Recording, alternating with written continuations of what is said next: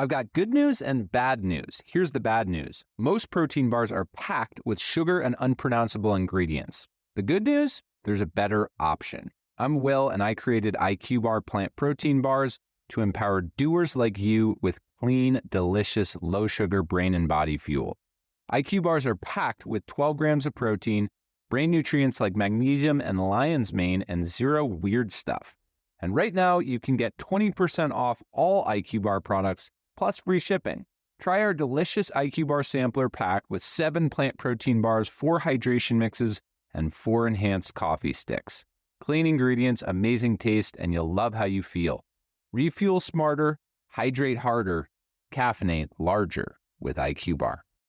Go to eatiqbar.com and enter code BAR20 to get 20% off all IQ Bar products plus free shipping. Again, go to eatiqbar.com and enter code BAR20. Warning, the following ZipRecruiter radio spot you are about to hear is going to be filled with F-words. When you're hiring, we at ZipRecruiter know you can feel frustrated, forlorn even, like your efforts are futile, and you can spend a fortune trying to find fabulous people, only to get flooded with candidates who are just fine. Fortunately, ZipRecruiter figured out how to fix all that. And right now, you can try ZipRecruiter for free at ZipRecruiter.com/zip.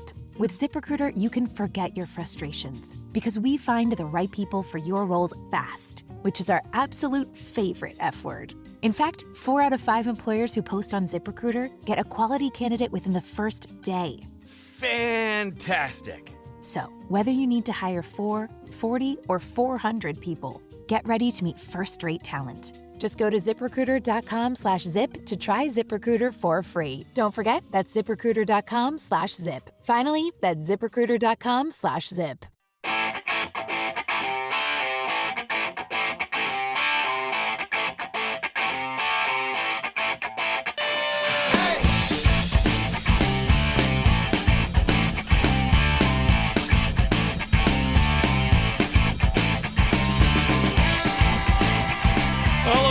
Everybody, and welcome to the Tuesday edition of the Todd Veinotte Show. I'm Dan Olstrand. Very glad you're able to spend a few minutes with us as we get through the latest winter blast and look out the window today at a mix of sun and cloud, which is supposed to carry on through the afternoon. Did see a few flurries floating through the air on my drive in this morning, but we're looking at a bit of an improvement from yesterday's event and looking at a high around 0 today.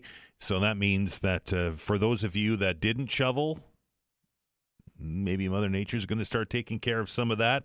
It will, however, get pretty darn cold tonight. The temperature dropping all the way down to -11 when you factor in the wind chill tonight. So that doesn't feel very much like spring, does it? Tomorrow, flurries to start the day, then some showers. And a high at around that normal temperature. It's going to -4 tomorrow will be the high temperature. So it looks like things will start to warm up, and I think we're going to see a gradual warming through the rest of the week. We've been watching oil prices, folks. I certainly have been watching oil prices. We saw a significant drop in the price for WTI and for Brent and for even gasoline at the New York Mercantile yesterday. But those losses, which is our gains for us, but losses on the prices are starting to reverse today. And there's a couple of factors that are contributing to that. Of course, the war in Iran continues. More strikes on both sides of that equation in the last 24 hours. Despite the fact the President of the United States says that there are talks underway with somebody important within the Iranian regime? Question mark. We don't even really know who that is. The Iranians saying that there are no talks going on. In fact, they're calling, to use a Trump vernacular, they're calling discussions of talks as fake news. But I think the bigger factor on oil prices and gasoline prices this morning, a large gasoline refinery in Texas, in Port Arthur, Texas, is on fire this morning. An explosion there, unexplained explosion, at least at this point. Obviously still on fire. I saw pictures of it just before we came on, and an investigation underway into the cause of that. So when refining capacity drops, even without all of the geopolitical mess that's going on in the world, that always impacts oil and gas prices. We'll keep our eyes on it today as the yo-yo, the seesaw that is energy prices continues here in the markets, and of course overseas and in Europe. Closer to home, the provincial government back at work yesterday after March break, and they opened public hearings on this omnibus bill that has a bunch of things in it. It's a rather large document. A lot of the parts of the budget are included in this bill, but it's not necessarily the public hearing on the budget, if that makes any sense. It was kind of confusing to me when I watched some of the reporting on it last night. But it looks like the public is getting a chance to sit in front of a committee and raise their voices with regards to some of the decisions that this government here in Nova Scotia has made, both with the budget and with other money bills. So that's going to continue for the next several days. I understand that the docket is full. I understand that the politicians in that committee room are going to be busy listening to some of the concerns and consternations about this latest go-around at Province House. Also, if you were listening to the news this morning, you heard that we're into the final stretch here of negotiations between the province and CUPE that represents workers in the long-term care sector. Last day of conciliated talks happening today. If they fail, the union that represents the workers say they're in a legal strike position within 48 hours. So if the talks fail today, by Thursday, we could see picket lines up at long-term care facilities across the province. So we'll keep our eyes on that as well. Lots to talk about on the program today. We have a big show planned for you. Well, we always have a big show planned for you, and that comes to us courtesy, of course, of Vanessa Van Inez, who's behind the glass today, who does a fantastic job putting these things together. You no doubt saw some of the reporting from the weekend that there was another island-wide blackout in Cuba over the last little bit here, as that situation doesn't appear to be getting any better.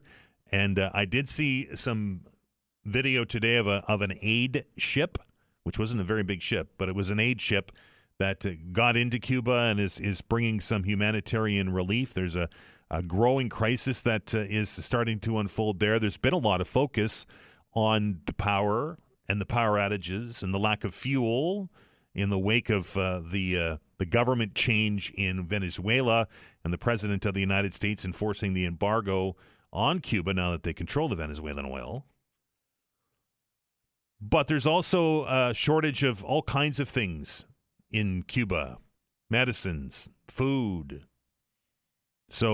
and distribution, right? They may have some of that stuff in stockpiles, but without gasoline or fuel, it's difficult to travel the length of the yacht. It's not a very big place, but you still have to move things by truck or by vehicle, and that is proving difficult. Anyway, we discussed the Cuba situation with Robert Huish, who, of course, is an associate professor at the International Development Studies at Dalhousie before. We're going to get an update from him on the ongoing situation on the ground there. I hope you can stick around for that.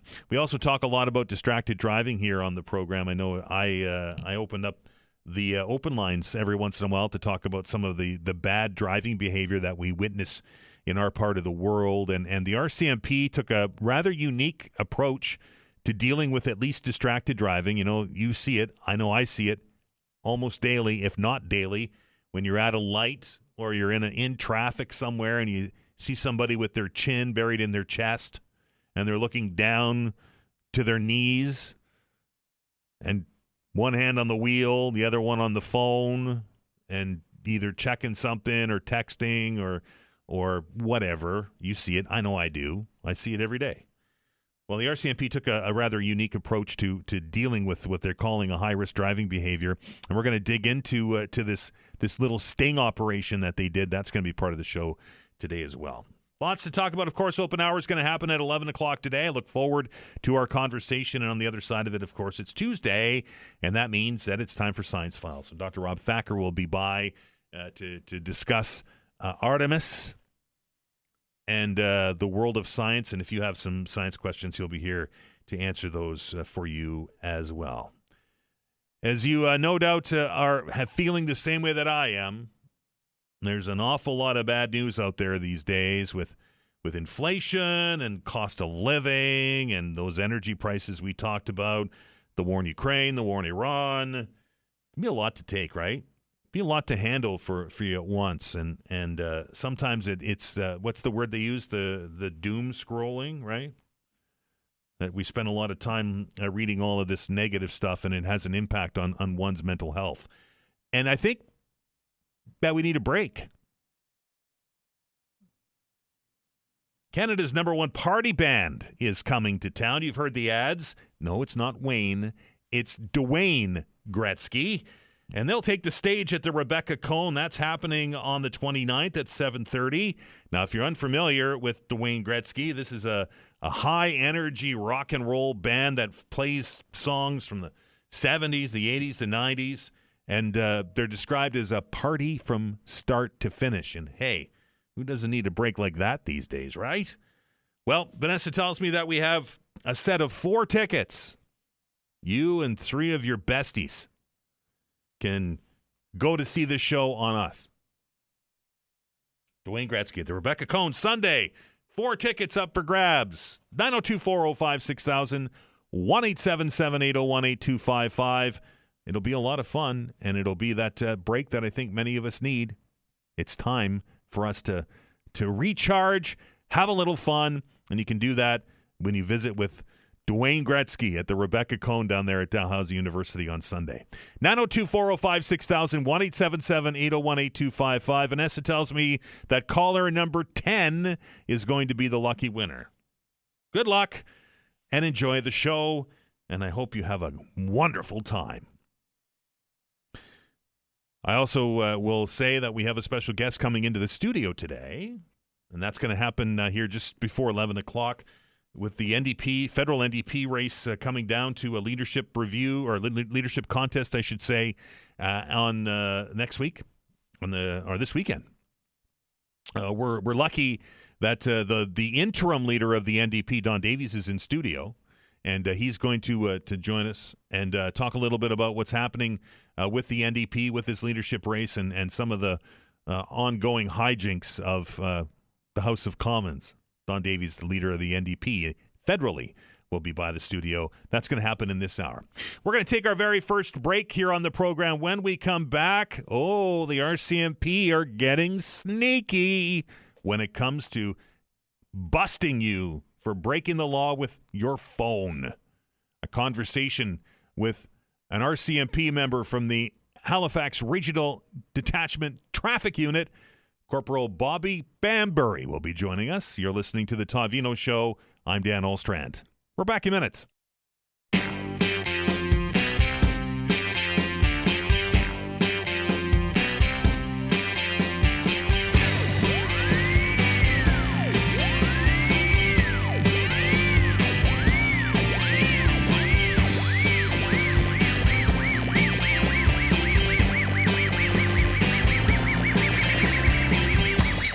Hello, everybody, and welcome back. I hope you're having a fantastic day as we wait for our next guest to join the program. We've noticed, and you may have noticed as well, that the RCMP are kind of stepping up their efforts in the spring and I would imagine HRP is too. It's this thing, so they're close partners, I will say. And are looking at ways to reinforce some of the rules. Right, we saw a blitz over in Lower Sackville with regards to inspection stickers, and we've seen check stops across the city and around the region looking for minor violations and to remind people of some of the rules that maybe they forgot. But this one kind of caught my eye because of the approach that the RCMP used in this effort. And the release reads, creative road safety operations in Lower Sackville and over in Cole Harbour have resulted in 46 summary offense tickets for a number of traffic violations.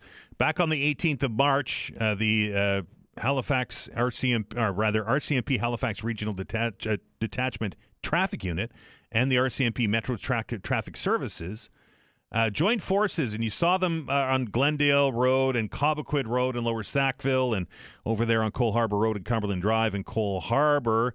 And the whole thing was designed to ensure road safety in the communities. Now, officers were looking for a couple of things, right? We were talking about this before the break. They're looking at some of those distracted violations that you all see quite often on the road. And, of course, those, they call them occupant restraints. we referred to them as seatbelts and car seats. But they took a rather interesting approach, and I'm very pleased to welcome to the show today to tell us a little bit more about this rather unique method is Corporal Bobby Bambury. How are you? Good morning. How are you? I am well. Tell us a little bit about this unique approach that you guys use. It wasn't just you said sitting in a patrol car watching for these things. You guys kind of became actors. Yeah, that's right. Usually these are very hard offenses to notice when you're driving by because most of the time people are like texting on their phone in their lap, and it's quite difficult to see it when you're just passing by in a police car. So we had an officer dressed up in plain clothes using a sign as a prop while posing as a panhandler as he walked amongst motorists to look for these offenses. And it was successful. Yeah, it was pretty successful. We wrote 46 tickets on this day. The panhandler walked amongst the traffic and radioed ahead to uniformed officers to conduct traffic stops. Is this something, because of its success, Corporal, is something you guys may employ in the future? We will definitely do this in the future. This is a new technique that maybe we have first used, but this has been used across Canada in BC and in Regina and Saskatchewan. But this is definitely something that we're going to use again in the future, or different lines such as this, creative strategies to try and enforce the rules of the road. You off the top said that it's difficult to sometimes see this, right? I mean, many people will say that when they're stopped at a stoplight, you can see people they're perhaps bending or breaking the law. But when that patrol car with the lights on top shows up, everybody kind of smartens up, right? No, absolutely. Tell me a little bit about the surprise of the people that were caught using this. Were they kind of surprised that panhandler turned out to be an officer? Yeah, I believe it came with mixed results, but the people were quite surprised when they found out that they were caught using their phone or not wearing their seatbelts by a traffic spotter that was posing as a panhandler. They were quite surprised. Yeah, I imagine. I would imagine they were very happy to get the ticket. I would assume. Yeah. We try and catch these risky behaviors or trends before, like a simple no seatbelt could turn into a fatal collision. So we try and catch these things before the collision. Well, Corporal, I appreciate you spending a couple of minutes with us, and now we'll be watching for those panhandlers on the street corner. No, I really appreciate it. Drive safe. You too. Have a great day. That's Corporal Bobby Bambury with the RCMP. They I shouldn't say that. They had issued 46 summary offenses during this blitz. They had 16 traffic stops in one afternoon in Cole Harbour alone. And that in total, the enforcement was 12 tickets for no seatbelts, 9 tickets for using a handheld device while driving, and 25 other tickets for things like no insurance or driving without a valid license. The licenses are expired. Driving while revoked, which is another problem from top to bottom, and other administrative offenses like those registration, the stickers on your car, on your plate, on your windshield for your safety. So the RCMP say that they will be out and using out of the ordinary approaches to try and to send the message that and to the corporal's point, right? A seatbelt doesn't seem like it's a big deal, right? I hear from people like, well, don't police have better things to do than to issue me a ticket when it comes to my seatbelt, and the response to that was well, yes, but that seatbelt not secured properly, or that child restraint not secured properly, can lead to a fatal crash down the line.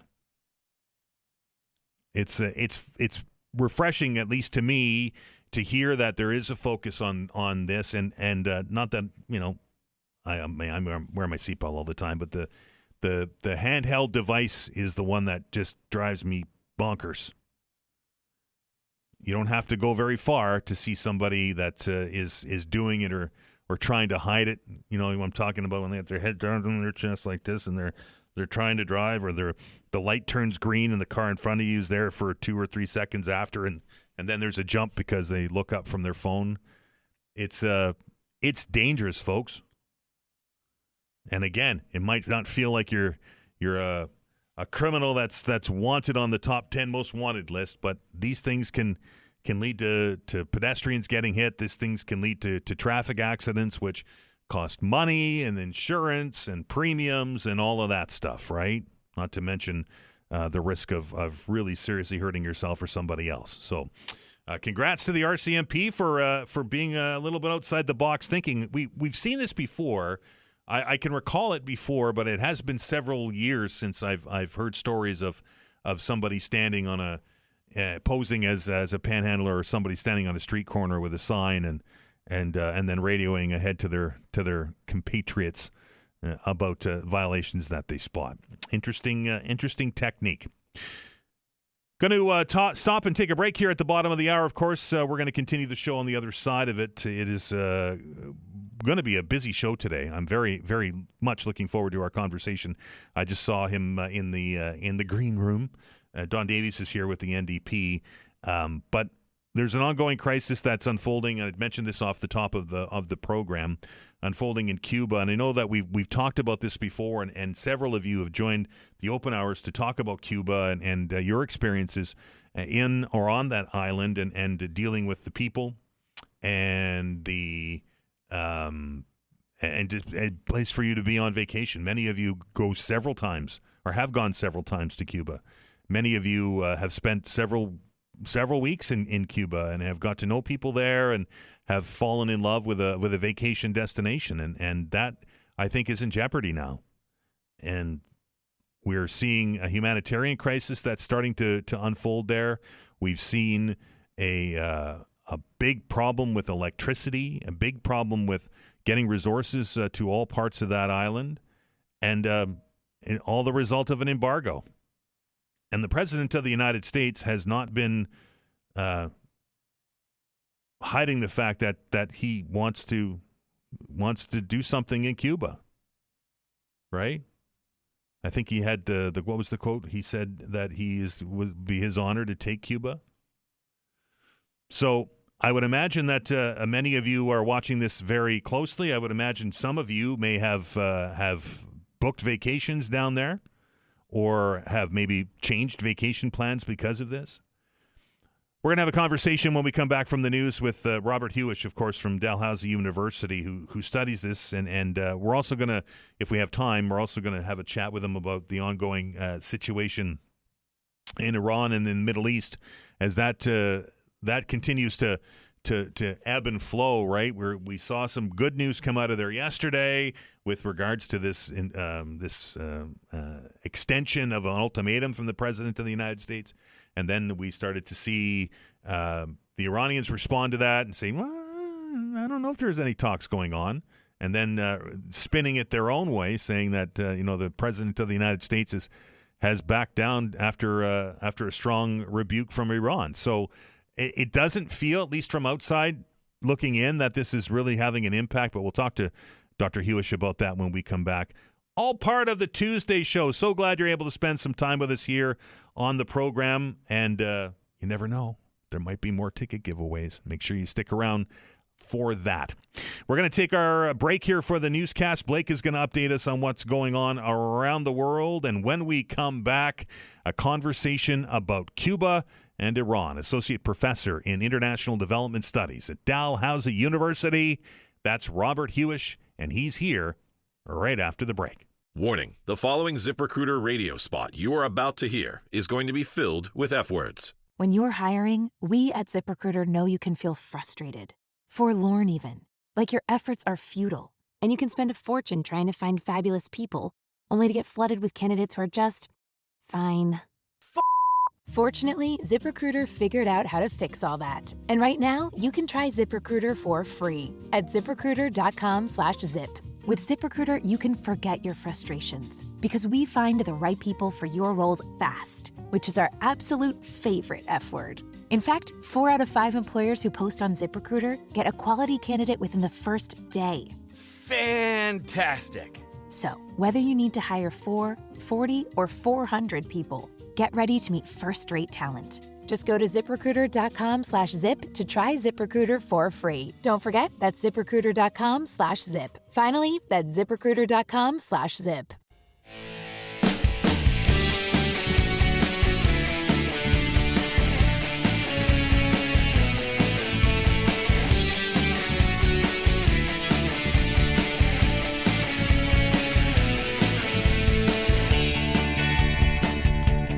Welcome back to the Todd Veinotte Show. I'm Dan Olstrand. I mentioned off the very top of the show today how it just feels like every time you open up your phone or you look on a television screen or you read in whatever it is or wherever it is that you get updated every day that there are a series of crises that are developing around the world, and there's a couple of them, of course, that are kind of dominating the headlines, and one of them is a humanitarian crisis and that is unfolding and is growing by the day, and that is on the island of Cuba as that country struggles to fire its electrical plants and is dealing with well, I shouldn't even say a shortage of fuel, a lack of fuel. It's just not coming in as it used to since the government changed was changed in Venezuela, and we're seeing power outages. We saw another island-wide power outage on the weekend, and I'm hearing stories that the situation on the ground there is getting worse and worse and worse, and people of Cuba are not only dealing with that, but also dealing with the threat of a potential American invasion, which the President of the United States has kind of hinted towards. Very pleased to welcome back to the show today to tell us a little bit about this and give us some perspective, Associate Professor in International Development over at Dalhousie. That's Dr. Robert Huish. Dr. Huish, how are you?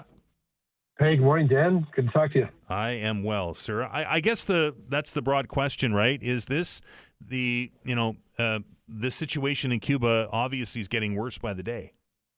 Yeah, it absolutely is. This is a full-blown humanitarian crisis that's taking place in Cuba. And the real problem is, as you mentioned, the power system is completely shot. And it's shot for three reasons. One, it was a very old kind of, Soviet and post-Soviet infrastructure going into that. There's been upgrades over the years, but only to certain levels. Two, the solar inputs that Cuba does have for energy, usually down in the provinces of Holguin and in Santiago de Cuba. They're really too far away from Havana to have any direct impact. And the other thing is that those solar panels that they do have functioning in that part of the country also contribute to browning out the grid because they don't have a type of conductor that can feed back into the grid correctly. And the third thing is that the electrical grid itself is entirely dependent, except for that solar array, on diesel fuel, which they were importing about 35,000 barrels a day from Venezuela up until Trump removed Nicolas Maduro from being the head of state there. And then as a result said, no, you're not selling any energy to Cuba. So it's such a desperate time that it goes all the way back into the 1990s when the Soviet Union did collapse and a similar sort of drought of fuel took place to the point where tractors can't roll in the fields. And so trucks are not able to get from the rural areas to bring food and produce into the cities. Tractors aren't able to harvest, so people are going back to using oxen and manual labor for that. Ambulances aren't running. Surgeries are being canceled. There's not enough energy to actually keep some of the more basic health clinics open. Right now, I think it's something like 35,000 women are waiting for ultrasounds in Cuba, and that's a real shock for a country that's prided itself on healthcare for its own people. Even the infant mortality rate has gone from one of the best in the hemisphere, that was around just under 5 per 1,000 live births. In Havana right now, it's over 14 per 1,000 live births. So you're seeing both a compounding factor where you've got lack of food coming in, the energy issue is a big problem, but also your medical services and your sanitation services have all effectively ground to a halt. Dr. Huish, I mean, we hear this a lot, and it's most of it is dealing with the other conflict in the world that the Americans are involved in, and that is Iran. But what's the end game here? The Americans are the ones that are enforcing this blockade, as I understand it. Are they trying to economically pressure Cuba into regime change? Yes, they are. And the end game is Marco Rubio's own ego, I'm afraid to say. And now I speak on this quite a bit, Dan. I'm off to the United Nations in 2 weeks to speak exactly on this, about sanctions and economic weapons like this and causing humanitarian harm. You look at the history of the world, and there's very few, if any, cases where pushing a population to complete pestilence has ever seen an uprising against the government. It doesn't work. What it does is depletes and devastates a population to the extreme, and it puts such pressure on innocent civilians. Right? It's the mothers who are waiting to give birth. It's the kids who can't get proper food and medicine. That's the pressure, and it doesn't mean that any sort of government change is going to occur from that pressure. It's a real miscalculation by Marco Rubio here, because he himself, being from a family of Cuban exiles, wants to see the revolution, the Communist Party, just removed from Cuba altogether. Many presidents of the past have said, yes, it's annoying to have an ideologically opposed government 90 miles off the shores, but anyone who's got the basic understanding of foreign affairs and security recognizes that it is much better to have a stable and healthy opponent off your shores than having a very reactionary, hungry, and desperate country that's disorganized off your shore. That second part leads to a bigger security risk for the United States. And if I'm going to guess anything here, Dan, that as Mr. Trump here is starting to back down and say, oh, we're negotiating and we're going to put a ceasefire on any Iranian targets, the next distraction will be heavy pressure into Cuba, which is why the Cuban government right now has said we are now prepared for military invasion. Would that ever happen, Dr. Huish? Would the Americans use their military power to force regime change? And the second part of that question, would the Cuban people welcome that?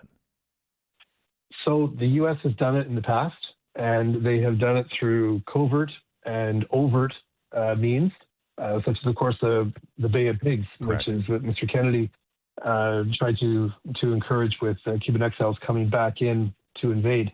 The U.S. does have a military presence in Cuba, in Guantanamo Bay, right? Mm-hmm. It's surrounded by about 10 miles of minefields around there, but they're already there. So the ability to engage in that war is there. It would be something that the Cuban government has prepared for every single day since 1961. And those who are still in Cuba are those who are, many people have left, about over 2 million people have left in the last 4 years, many of them professionally educated, those who've gone to university, but those who are there are those who've got military experience. So the very art of guerrilla war, written by Che Guevara, it came out of Cuba. They built the whole handbook on this. And so if the U.S. is planning to just sort of make a show of force, maybe bomb a few things and call it a day, that's absolutely not going to happen. And the next question that would come forward here is that if there is any sort of agreement between the U.S. and Havana right now about a government change, what would Mr. Rubio do with now a new territory of 9 million people who are now very poor, very hungry, and very disparate? Those are the real hard questions that the United States government has not answered at all. And I think they're really grasping at straws and ideological goals here that have no real means of success. Robert, we're almost out of time. Very quickly, the big news out of the Iranian conflict right now is the president's pushing back that ultimatum. and saying that negotiations are underway. We're hearing stories of high-profile people, including Jared Kushner, and maybe even the vice president going to Pakistan to have some kind of discussions with somebody who we don't know. Do you think this is the beginning of the end here? Do you think this is going to be his out? It's going to be a change in what the U.S. is prepared to show force into Iran. I mean, there's talk, of course, of even still trying to capture Karg Island, sending the Marines in there. But if the U.S. does back down, and again, economically, they might have to because the cost of this war is already into the hundreds of billions, that they can't keep up that pace considering what Iran can send out for much less cost. What will happen if there is a cooling off of aggression?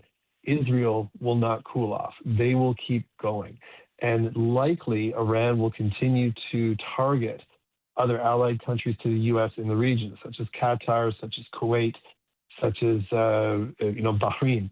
And there'll be a lot of pressure on the Trump administration in two directions, both from Israel and from the allies that Mr. Trump has personally met and personally gained favor from in that region. So this war that didn't need to start, if it ends too quickly, Trump's going to lose a lot of friends in the Middle East as a result of this. Dr. Robert Huish, appreciate your time. Thank you very much, Ed. That is Dr. Robert Huish. He is the Associate Dean of International Development Studies at Dalhousie University. When we come back, a conversation with the interim leader of the federal NDP, Don Davies, popping by the studio. Looking forward to it. You're listening to The Todd Veinotte Show. I'm Dan Olstrand. We're back in minutes.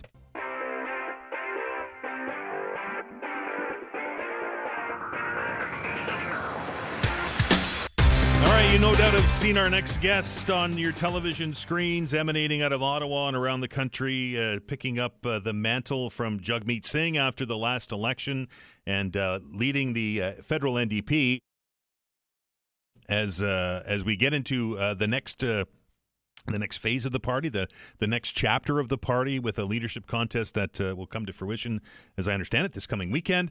And Don Davies has been carrying the banner, can I say that, moving forward until we have a new permanent leader picked. And I'm very pleased to welcome him into the studio today on his trip to Halifax.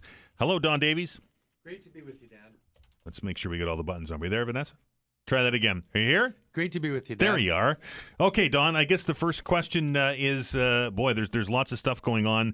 We were just talking about Iran with Dr. Huish from Dalhousie, and you came out very early on when this war started, in the hours after it, and kind of set the party position that you're vehemently opposed to this operation, calling it illegal, as a matter of fact.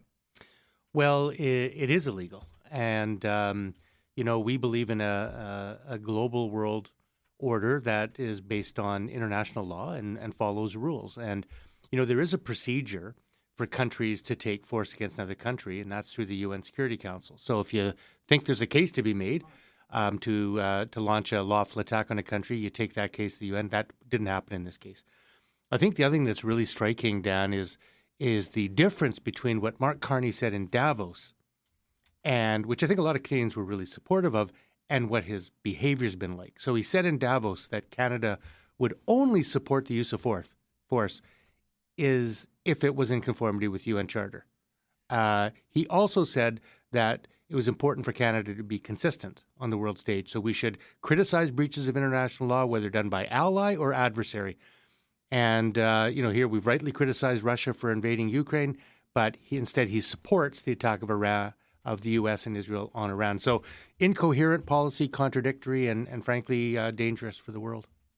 Mark Carney has been traveling a lot and has been out of the country and out of the House of Commons for some time. But during that time, we've seen him start to build his way towards a majority government. Of course, the latest MP to switch over to the Liberals came from your caucus, Don. Your thoughts on that decision and whether or not that is what is the intent of the voter to do. I'm of the opinion that if somebody wants to change teams, then they should face the electorate before they do that. What's your thoughts on it? Well, I couldn't agree more, Dan. I mean, that's been the longstanding policy of the NDP for 20 plus years. Look, we don't say that you can't floor cross. We're saying that we believe in the sanctity of the ballot box, and it's the voters who choose what party represents them in the House of Commons. And let's make no mistake, most people vote on party lines. Yeah, the individual makes a difference, but people make a choice at the ballot box as to what kind of government they want, conservative, liberal, New Democrat, whatever. And so we're just saying that if you think you have a case to be made for sitting in a different caucus than the one the voters selected, you should have to bring that case back to the voters, make that case to them, and get a renewed mandate. And you notice that nobody ever does that. They all say they have good reasons to cross the floor, but they're always a little bit too afraid to put that question back to their voters. And I think it's a matter of fundamental democracy. If you're going to betray the decision of your voters on Voters' Day, you should have the guts to go back to them and get a renewed mandate. And you know, if you've got a good case to make, voters will give you that mandate. You've been the interim leader of the party since the departure of Jagmeet Singh after the last federal election. We know that that's about to come to an end here this weekend, as a matter of fact, right? As New Democrats gather to pick a new leader. The process has been fairly lengthy, I will say, for this leadership contest. Your thoughts on it? Well, that's right. We're going to choose our new permanent leader on Sunday. I assumed the leadership in early May of last year, so it's been, just shy of a year. We started our leadership race back in September. It's going to be about 6 months. That's a tad long for leadership, but, we've used this process, Dan, to rebuild our party. We're reimagining what a bold, strong NDP looks like on the federal stage, and, we're cleaning our side of the street. We're looking at what worked, what didn't work, and we're excited about this. And part of that is having a vigorous leadership contest. We have 5 really energetic candidates that have created a lot of excitement. There's a lot of momentum. We set a record in our party for fundraising in the leadership. Our party membership stands over 100,000 now. So I think this time, having a little extra time was warranted because we're really rebuilding our party. And I'll just say, I hear from everybody across the political spectrum in Canada, conservatives, liberals, that we don't want to become a U.S.-style two-party state. We look south of the border, we see the mess that's created down there. We like having a range of choices, a diversity of ideas in Canada. I think it makes our democracy stronger, and I think it makes for better government when you got people on the left. As I say to people, a bird can't fly without a left wing, and our voice is very much important in the House of Commons. Fair enough. Do you think that that voters sent the party a message? Voters did send the party a message in the last election, and reducing your seat count, and a lot of people upset at that agreement that was forged with the Liberals in the last couple of iterations of minority governments. Do you suspect that with this new change in direction, this new leader, that you focus more on NDP being by itself as opposed to some sort of form of coalition or whatever with another party? Dan, the voters are never wrong. Right. And I think we always have to look very carefully at the messages they're sending to us. So part of the last year has been really looking inward and thinking, okay, what are the things that we can do to improve? And I think the last election was a very unique one in many ways. I think it was the Donald Trump effect. I think a lot of center-left voters anyway did not want a Pierre Poilievre administration, and so a lot of our NDP voters lent their vote to the Liberals at that time. On the Conference and Supply Agreement, look, we brought dental care to 9 million Canadians.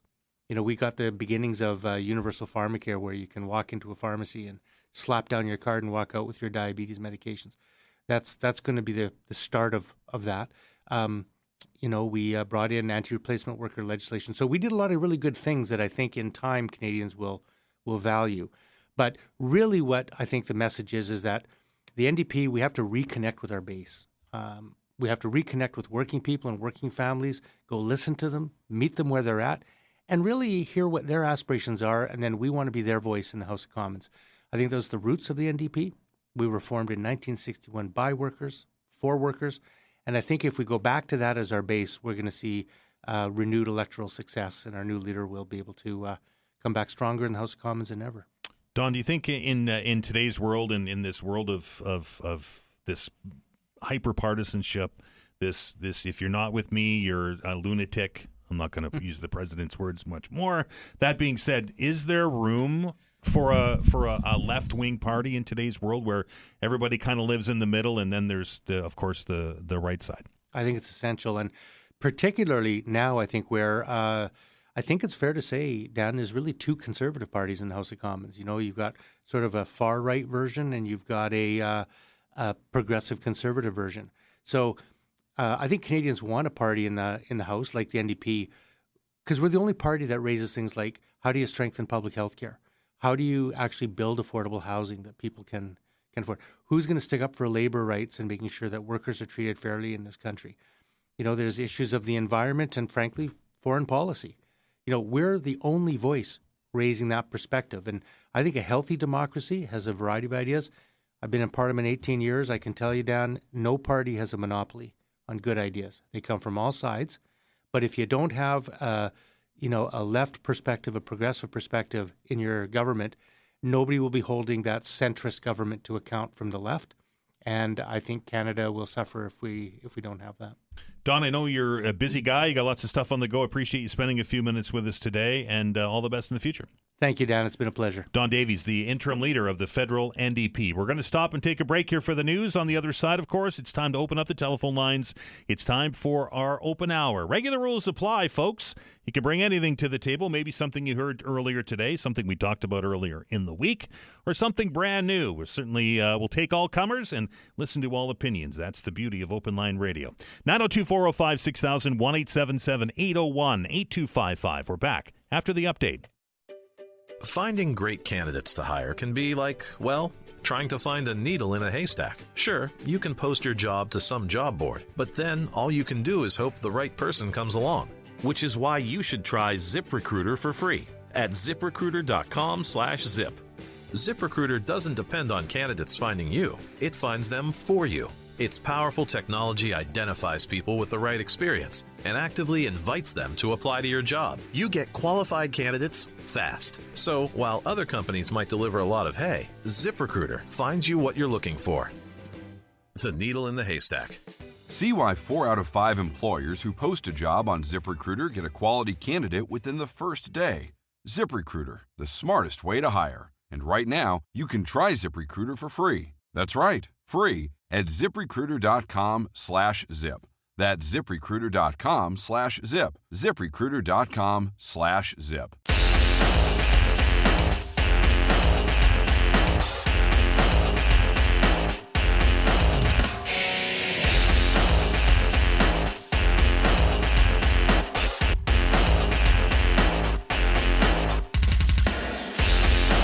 Welcome back. It's time for the open hour. Telephone lines, folks, are wide open. 902-405-6000, 1-877-801-8255. That is the number, and open hour rules apply. If you want to bring something to the table for discussion, you want to raise a point, you want to point out something that we've talked about, maybe something we haven't talked about, or maybe something you want to talk more about, there's your opportunity to do so. Again, 902-405-6000. 1-877-801-8255. If you were listening just before the break, you heard our conversation with the interim NDP leader in Canada. That's Don Davies. And interesting point he made, and I'm curious as to what your thoughts are on it. He said we have a progressive conservative party in Canada. We have which is a little bit more right of center. We have a far right conservative party, but nobody living in the center left or to the left of the spectrum other than the NDP. Do you think that the Liberal Party has shifted its position to become more progressive conservative than liberal? Do you think that with Mark Carney at the helm of the Liberal Party of Canada, do you think that he is adopting more conservative policy than traditional liberal policy? I know there's been several examples of it. But do you think that Carney's a progressive conservative? Do you think he's a red Tory? And on the other side of that spectrum, and I don't necessarily think I agree with Mr. Davies, and that's fine, that we should consider the Conservative Party of Canada to be far right. I don't think it is. I think it maybe was at one point, but I think that if you've watched Pierre Poilievre in the wake of the last federal election, we know the whole story, right? He lost the election. He lost his seat, had to run again in a by-election. I think that you're seeing Mr. Poilievre perhaps move the party a little bit closer towards the center. I don't know if we could consider the Conservative Party of Canada a far-right party. The PPC, absolutely. But the Conservative Party of Canada, I don't know if I would label them as a far-right party. Disagree with me? 902-405-6000, 1-877-801-8255. That is the number if you want to join the conversation. We had a talk earlier in the day today about sneaky police. The RCMP employing some unorthodox tactics as part of their focus on some of the minor offenses out there, right? The distracted driving, the seatbelt violations, the stickers on your plates and your inspection stickers. How many of you were listening to that thinking, geez, is my plate up to date? Or when's the last time I got the car inspected? Right? Easy to forget until it gets pointed out and you end up facing a fine. But distracted driving, folks, is a problem. There's no doubt about it. I got several emails from people that agreed with me that you see it just about every time you're in the car. Right? The two indicators for me are the red lights. Right? It used to be, do you remember? And I'm going to sound like the old guy on the rocking chair. But it used to be that people would rabbit the start, right? They would wait for that. It was like they were on a drag strip. Right? You'd see the red. You look at the yellow. You had 3 seconds from the yellow. And then as soon as that thing dropped green, you were like 0 to 60, right? That's just not the case anymore. Now, it's red. The yellow goes on the other one. You got 3 seconds, and the guy in front of you takes 3, 4, sometimes more seconds to react to the green light because they're usually doing something in their car that they probably shouldn't be doing. My understanding of the distracted driving law, folks, is that when that vehicle is in operation, you're subject to that. And while you're at a stoplight, you are in operation. And it happens all the time. And it's not just the handheld cell phones, right? I've got a digital dash, right? I've got the big screen on my dash where my GPS lives and everything else. And boy, a lot of people are monkeying around with that when I'm driving in the morning, right? Looking for to zoom out and look for the different route and try and find to see which way's faster or if there's an accident, how to get around it, and so on and so forth, right? So it's not just the phone, but the phone, the dead giveaway on the phone is the chin and the chest, right? The chin and the chest and the one hand on the wheel. With you're trying to look like up because you got looking down at the phone to see what Vanessa said about us on social media. It's a problem. No, Vanessa never says anything bad about people on social media. 902-405-6000, 1-877-801-8255. Hello, Carlos. Hello, Dan. How are you doing? I'm well. What's on your mind? Good. I actually had something to say about Cuba, but I do agree with you.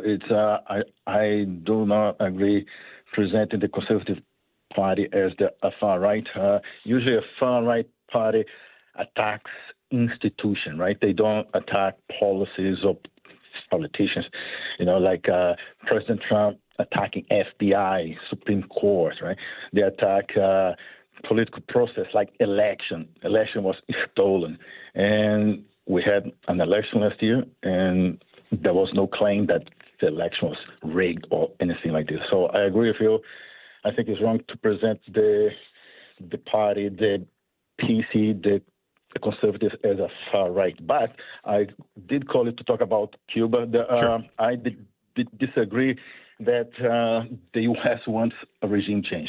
I think what they want there is similar to what we should call a Venezuelan solution, which is what? Remove the top president, that's President Diaz-Canel, allow American investment because they haven't been there for 65 years now. That's an area that they are not making money there. Cuban government has already agreed with that American investment there, but to remove the top president, that's the thing that they have not accepted. But at the end, the White House would be more than willing, similar to Venezuela, to keep everybody in place at the lower level, police, army, etc., as long as let the American investment in. They would buy oil from the U.S., it's a business transaction. If Cuban government offer business solution to this, just like in Venezuela, then there is no regime change at all. So that's what I would say about the Cuban situation. Now, it will depend if the Cuban government is willing to do that. They don't have a vice president like they had in like Venezuela, which perhaps was looking out for her own interest. But there is no aim for a regime change. Have you seen any election in like Venezuela? Not yet. None. And we are in March now. As like 3 months has passed, nothing has happened. Everybody's still at the same place except the top president. So that's what I would say about the Cuban situation there. Once we talk about Greenland, and I told you that the U.S. was not planning to invade, and after hanging out, you said, I disagree with Carl, but I was right there, my friend. There you go. So that's how I see the situation there. There is an attempt to do a Venezuelan solution to Cuba, but it's going to be up to see if the top guy there is willing to go on his own free will, or yes, the U.S. would go in, but they would not carry out a major ground regime change from the bottom. That's not going to happen in the same way like Venezuela did not happen. Carlos, I appreciate it, my friend. Thank you. Have a good one. 902-405-6000, 1-877-801-8255. Open hour continues after the break.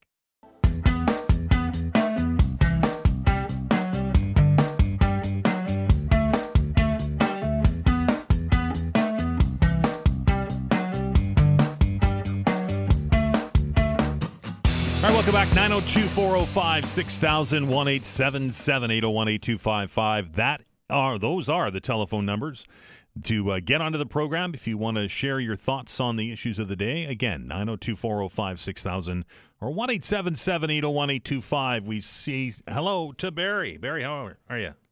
Not too bad. Yeah, it sounds great what that guy said. All we do is what Trump decides, and that's a great thing. Well, he holds all the cards when it comes to Cuba at this point. Yeah, and by the way, if another country attacks another, they're considered evil. He does it, he's a saint. Well, in some people's eyes. It's weird. Yes. But the thing is, I mean, I was there many times when the Soviet Union collapsed. Hey, Canada was a big help to Cuba. You know, us tourists were a big thing. Right. And the States could have been too done, but they're so petty. I mean, one time when I went to Santa Clara, the next plane after us, a person on the plane had a heart attack, so they had to stop in the States. What they had to do to get to Cuba, which is totally childish, they had to leave the airport there, fly over to Mexico, go down on the runway, run down the runway, come back up, and go to Cuba. Yeah. Because if you're on to Cuba, you can't leave the States to go to Cuba. Yeah. It's that embargo. Is so childish. It is. It's ridiculous, right? And when my wife passed away, right, the woman, she was from Quebec. She had married a Cuban bus driver. Her son lived in Florida, though Cubans could go back and forth.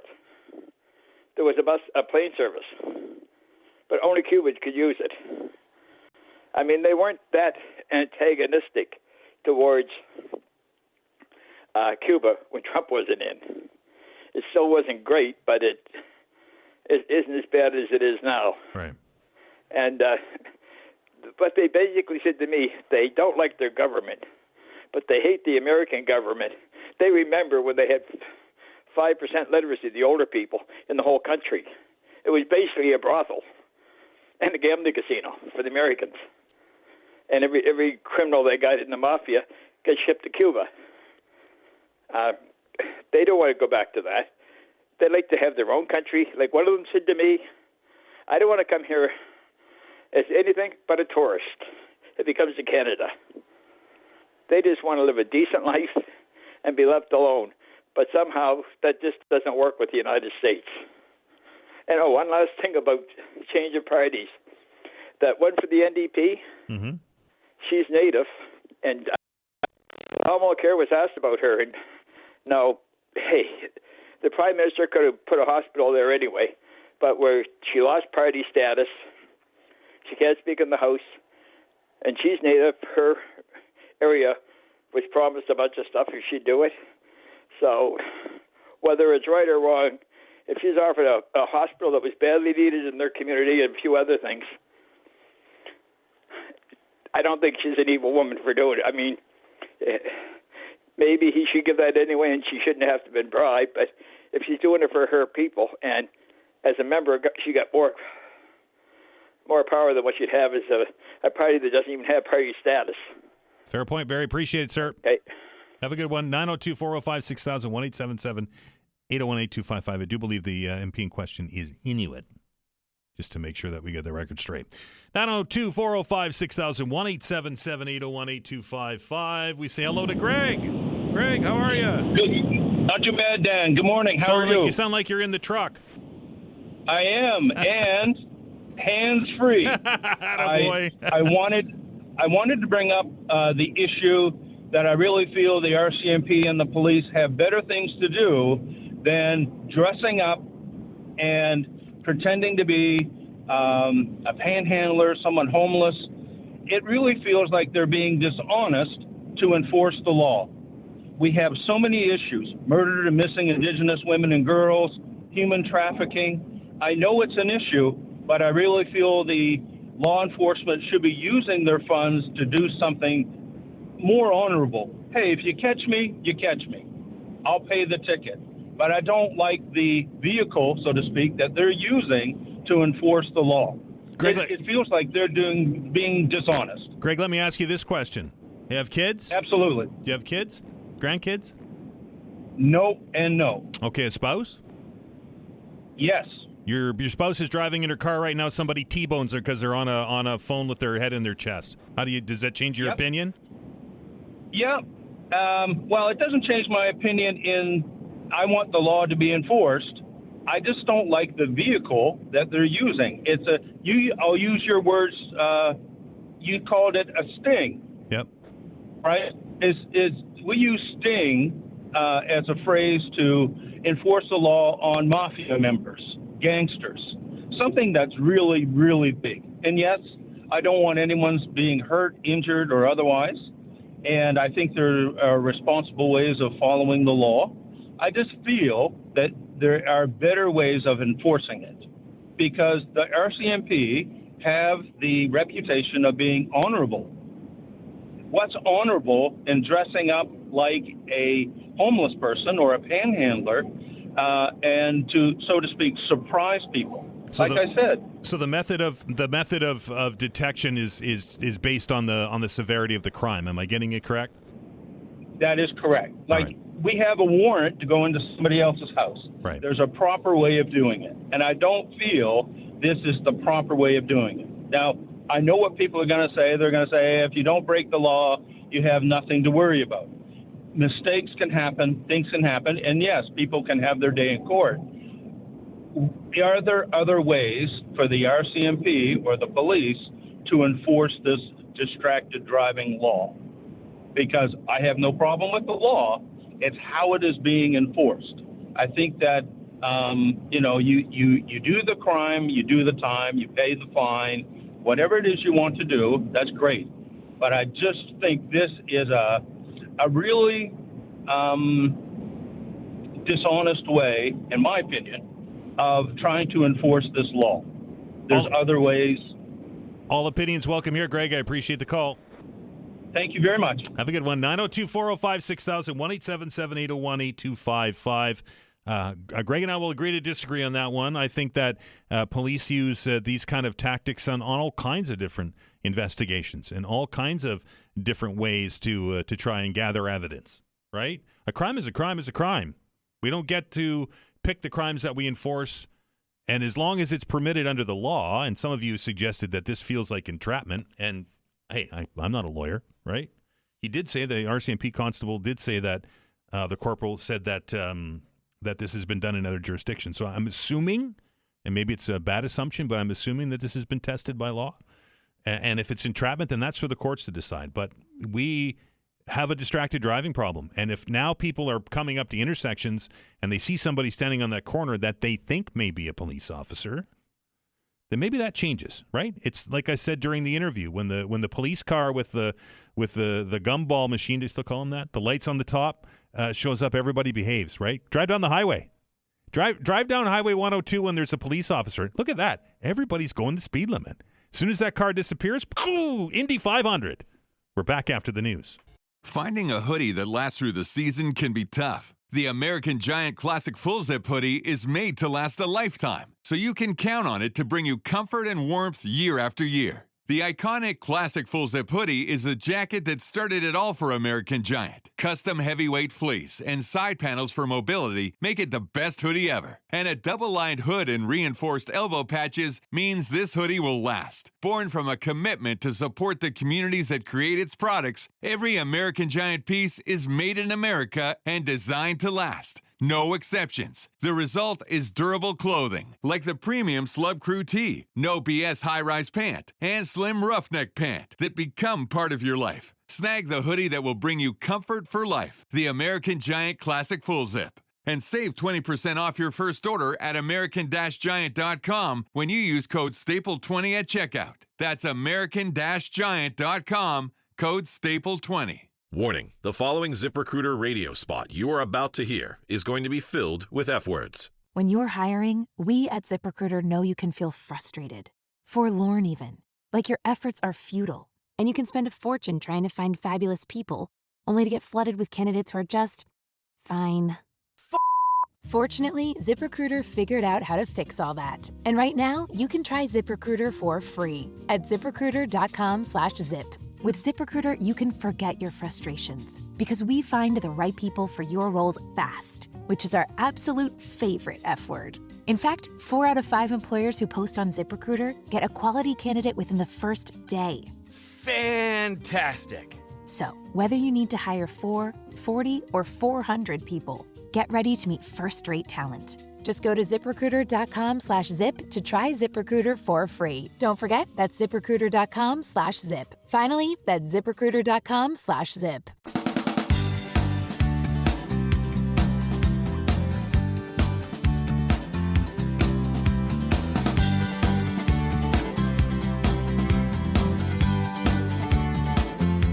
All right, welcome back. Gino writes, it's dishonest when you get your license, then you know the rules and there's no texting and driving. That's dishonest, and that violation kills. So whatever the police have to do is fine. It's too often we handcuff the police where the police have to follow the rules and the bad guys don't. That comes to us from Gino. Ken writes, what is honorable if a driver is on their cell phone and tries to keep the cell view out of the line of view? The one I'm talking about, the chin and the chest and the one hand on the wheel. Paul writes, if people are abiding by the law, we wouldn't have this conversation. We have a big problem, and more people are getting killed or hurt. Let's stop blaming the police and start looking for loopholes. Let's try to be respectable, law-abiding citizens. And that comes to us from Paul. 902-405-6000, 1-877-801-8255. We say hello to David. David, how are you? Great. Good morning. How are you? I'm well. What's on your mind? I agree with your last caller. Okay. And I'll play a little devil's advocate with you. I'm not against giving tickets for caught on cell phone, drinking, driving, speeding. You're saying go up 102 and look at the car parking in the middle of the boulevard. That's on Nova Scotia property. Roadblocks on roadways, not on provincial roadways, HRM roadways for drinking, driving. I'm all for that, and I'm not defending it.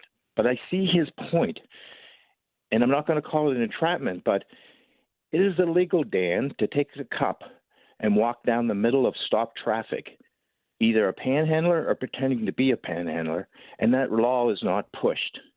And that's a very good point. And, David, I'll agree with you with that, because we've asked that question before, and to be quite honest, I don't think I've got a real good answer. The answer I get is that the prosecutions or the prosecutors won't prosecute panhandlers. So by having a police officer doing the same thing. Now, to be honest, I don't know if the police officer or the cop that was doing this stood on the median or not. I don't know. But you're right. No, I agree with you. I read in the Coast magazine, and I read on the internet this morning, and the internet's the internet, you know that, Dan. I do. And I read on the CBC News that is on social media that he walked down the middle of traffic. Now that is totally illegal. So my point is I agree with everything to stop. Too much of this, too much of that. Oh, what's next? You're going to walk into my house without a warrant? And another thing is, private property is private property. And I'll call it do your job. I'll say do your job, don't do your job laziness. How you sit into a private parking lot in a mall, in a ghost car, unmarked car, with plain clothes on, waiting for someone to accidentally, I'll use the word accidentally, put their liquor in the back seat instead of a trunk, and pull them over in the parking lot. That's not on a city street. You haven't even driven 100 yards. But you're in operation of the vehicle, correct? But you're on. I don't think it matters. I think once that vehicle is in operation, the Highway Traffic Act takes over. Okay, so devil advocate, give you that one.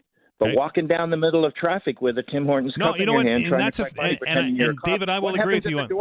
What happens if a door opens? What happens if a car runs over his foot? What happens if an accident happens? What happens if he gets injured? I agree with you, David. I absolutely agree with you, and I wish that they would enforce that on regular panhandles. Never mind the police officers posing one, because for sure. I'm always petrified that somebody's going to run out in front of me and I'm not going to have time to stop. For sure. You see it in Halifax at the main intersections, all the main intersections, walking down with a smile on their face, waving like they're a celebrity, and shaking a Tim Hortons cup and walking down traffic in the middle of traffic. I will agree with you on that one for sure. So if you're doing your job, so I guess to end this way, if you're doing this job to walk down looking for people with seatbelts and looking so on and so forth, why don't you do your job on the other side? Fair point, David. Thank you. Bye-bye. Thank you. 902-405-6000, 1-877-801-8255. He's right. If this is interesting, and I don't know for sure, and I'll take David at his word that it was in somebody's article, but if a police officer is breaking the law to walk down in between traffic to enforce the law, then the police officer's not any better than the person that's getting caught, right? That part I'll agree with David. But the being sneaky and catching people in driving their vehicles with liquor in the back seat, that's against the Highway Traffic Act, folks. That I'm not going to agree with them on. And that's if you do the crime, you got to do the time. But to David's point on the sting, this particular sting, I think the devil's in the details on that one for sure. 902-405-6000, 1-877-801-8255. Hello, Jeff. How we doing? I'm good. What's on your mind? Good. Well, while hands-free isn't the super end-all thing, no. In reality, the federal government, with the technology that's on phones right now, federal government could make a law that all phones in Canada cannot be received phone calls or text while they're in motion unless they're hooked to a Bluetooth. Agreed. And it's pretty simple, I would think, because, I mean, you know as well as I do, when you do an update on your phone, all of a sudden they turn this on and that off. It drives me crazy. Stuff. Yes. So, yeah, exactly. So you can't tell me the technology isn't out there. I think it was. Jeff, I can remember, I don't know if it was this latest iteration of phone that I had or the one previous, but there was that function that was built right into it, that it would send out a text saying I was busy. Yeah, and, I mean, they could literally make it so that you can't turn it off, right? Mm-hmm. And to me, doesn't fix everything on that side of it, but I know myself, like I drive all the time, and I always thought it was a big problem in Alberta, but it's nothing like back here in Nova Scotia. Yeah. It's like nobody knows what hands-free is. Yeah, for sure. Jeff, I appreciate it. Thank you. Thank you, sir. 902-405-6000, 1-877-801-8255. We'll say hello to Buddy. Buddy, how are you? Hello. Are you there? Yes, I am, yeah. Welcome to the show. What's on your mind? In regards to this gentleman or whoever it is acting as a panhandler, mm-hmm. I would can't figure out why the RCMP or whoever is in law enforcement would get on the radio and tell everybody this so they'd all have heads up. I mean, Eaton's used to not tell Sears their business. Right. The radio and say everybody this. That's in regards to what I have to say. All right, buddy. Appreciate it. Thank you. Thank you. 902-405-6000, 1-877-801-8255. I think, and I certainly won't speak for the RCMP or for Halifax Regional Police, but I think the idea behind this was to do this and then to get a big public awareness campaign out there so that you start thinking about it. And it goes back to what we were saying before the break, right? That if you are driving around and you see somebody standing on the street corner and you're thinking, is that a panhandler or is that a Mountie? And it might stop people from distracted driving. Hello, Keith. Yeah, how you doing this morning, Dan? I'm well. What's on your mind, sir? Well, this is kind of related to cars, I guess you might say. Sure. Sometimes I notice that people have a tendency to leave a lot of stuff in their cars, like in their back seat. And I'm not just talking about just, like cups and wrappers and all that stuff, but just, larger objects. So when you're in that car and you're doing 100 kilometers per hour and you hit something stops suddenly or you have to make a sudden stop, more or less that stuff in your car is going the same speed as what your car is when it hits you. Right. If you have a case of water in your back seat or bags or something, if you don't put them in your trunk, all that stuff in your car, and if you get into a rollover, everything in your car is going to hit you. Shrapnel. And it's going to be going really fast. So you get nailed with something in your car, you may survive the car accident, but you may get killed with debris, if you know what I mean. I hear you. It's just kind of a little heads up out there because I once read a story a few years back, and you might think this is kind of crazy, but sometimes people leave baseball hats in the back of their, like up in the back window. Mm-hmm. People have their team's hat or whatnot, and they leave them in the back window. Well, anyway, somebody was involved in an accident, and one of those hats flew off the back window, and the brim of the hat hit this person in the back of the head and killed them because it was going the same speed as what the car was going. Wow. So if you got anything in your car, I keep my car cleaned out myself personally. I keep everything in the trunk because if you leave stuff in your car and you get involved in a rollover or whatever, that stuff is going to hit you. Thanks, Keith. Okay, thanks. Bye-bye. 902-405-6000, 1-877-801-8255. A brim of a hat in the back of the head killed someone. I'll have to dig into that one and take a look and read to it. Appreciate it, Keith. We're going to take a break. Open hour continues on the other side. You're listening to The Veinotte Show. Back in minutes.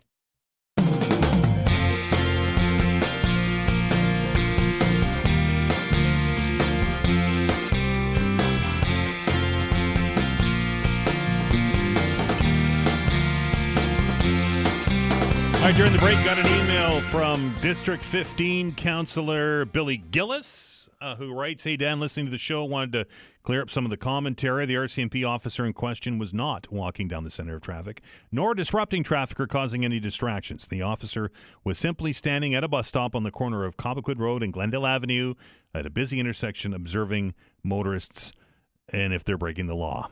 Thanks. That from Councillor Billy Gillis. So maybe that changes your opinion on things. 902-405-6000, 1-877-801-8255. Where do we go next? Oh, let's go to Tony. Tony, how are you? I'm good, Dan. Can you hear me? I can. Loud and clear, sir. What's on your mind? Hello. Are you there? Tony, are you there? I'm not sure if you can hear me or not, but I'm going to go on like you can. Okay. I'm in my car driving. Sure.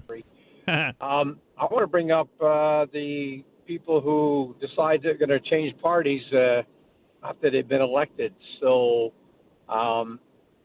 there's been 3 Tories, and the last one was an NDP, I believe. Correct. And I think that's wrong. The fact is that this MP from the North has been caught not once but 4 times in a conflict of interest. She owns a business that sells a native art, I guess, and her office bought 4 different pieces from her own business, and she got caught. And her excuse was that she didn't really know, and that she decided that she did reparations by paying for that out of her own pocket. But if that was in fact true that she did do that, then she should step down. There's rules in place to stop that kind of thing going on, and yet she did it. So I think that's totally wrong. And in regards to the 4 of them, when I vote for my MP, I expect them to represent that party, because the parties have different platforms, and if they decide they want to change, well, they have to go back to the people. So having a by-election, I guess, is a way to do that, but I think that they should be able to, or they should have to do that right away. Thanks, Tony. Appreciate it, my friend. Hope you fix your Bluetooth. 902-405-6000, 1-877-801-8255. That is the number. Where are we? Let's say hello to Joseph. Joseph, how are you? Good. Can you hear me? Loud and clear, sir. Perfect. Just in regards to the panhandling, I'm going to follow up on what the counselor shared with you by email. Yeah. Because I did a little bit of research on this, because I was wondering, but is panhandling actually illegal? And the short answer is no. Supreme Court has said it is legal to panhandle, to approach people and ask for money. Where panhandlers get in trouble, though, when is they jump in front of when traffic. they use aggressive behavior. Correct. And the other is in Nova Scotia under Section 173, it prohibits anyone from stopping, attempting to stop, or approach a vehicle on a roadway to solicit. Right. So the police, and it says this right here, police frequently issue tickets to individuals panhandling at busy intersections like Windsor Street Exchange or Quinpool Road if they step off the median and into the flow of traffic to collect money. Right. So, yeah. So, like the counselor said, he wasn't actually panhandling and he wasn't in the roadway, so he wasn't doing anything wrong. So, yeah, just wanted to raise that with you. Appreciate it, Joseph. Yeah, hopefully it changes everyone's point of view. Thank you, sir. I appreciate that. 902-405-6000, 1-877-801-8255. That is the number. Where are we next? Let's go to Anthony. Anthony, how are you? Good morning, sir. How are you? I'm going to good. take this in a little different direction. Okay. I want to talk about the redevelopment of the form. Reconstruction of the form. Or the reconstruction of the form. Forgive me. I basically didn't know anything about this. And, of course, I'm a Halifax resident, HRM resident, and I frequent the forum. Actually, I've worked at the forum. Okay. And it was bad 30 years ago. Mm-hmm. And I think the last total I heard within the last couple of weeks on your show was like we had an estimate 10 years ago, or forgive me if I'm not getting the dates correct, for like 38 million. And then it blossomed to 88 million after that. And now we're like at 150 or 135 million. And we all know that that's not going to be the price. Nope. And, the last one I heard was around 160 to 180. And I'm sorry, I don't believe in my heart of hearts. I'm thinking more about 200. And I'm just wondering where the counselors and HRM, with the extra taxes that, go up every year. This year seemed to be particularly bad with Halifax Water, NS Power, the list goes on. And so where are we going to pick up the money for this, and how much money does it actually generate? And then I was kind of like, well, the Halifax Forum has a board. I can see a few managers. It's a couple ice services, a bingo hall. They run a fire hall, a flea market, a multi-purpose center. I don't think we need an extensive board of people being paid hundreds of thousands of dollars to be managing this. And it just left me dumbfounded. I was like, where are we getting the money? I'm just starting to run out of money. Like everybody else, a lot of other people, residents in HRM, we're just taxed beyond belief. And can we do something better with the form? Yes, I would be all for it. Could we put a multi-pads down there? Sure. We don't have enough ice rinks. It's been proven. But, is it a $200 million investment over 5 years? I don't think we get the worth of it. It's a lot of money, Anthony. Appreciate the call, my friend, and appreciate all your calls. All of you picked up the phone and dialed the numbers and joined the conversation. I truly appreciate it. We're going to end with one more email from the actually two emails, one that made me laugh, and we'll end with that one. This one from Gino. It says, "Hey Dan, can you hear me?" with a wink. "If we don't want floor crossings, we have to change the rules. We can't blame people for following the rules. If there's anything good coming from this floor crossing, it's the fact that people are talking about it and people are getting interested in politics and who's representing them, and that is a good thing." And that comes to us from Gino. I appreciate that one very much.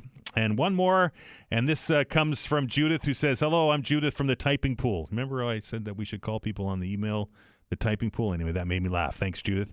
Regarding your comment a few minutes ago about the Conservative Party no longer being far right, I think Poilievre is still the same, but just acting like he's in the middle in order to get elected. As soon as he's in office, he will go back to his Trumpy self and pass legislation that is far right. And that comes to us from Judith. Thanks, everybody. Appreciate it. We're going to do this again tomorrow. Don't forget, tomorrow is Wednesday.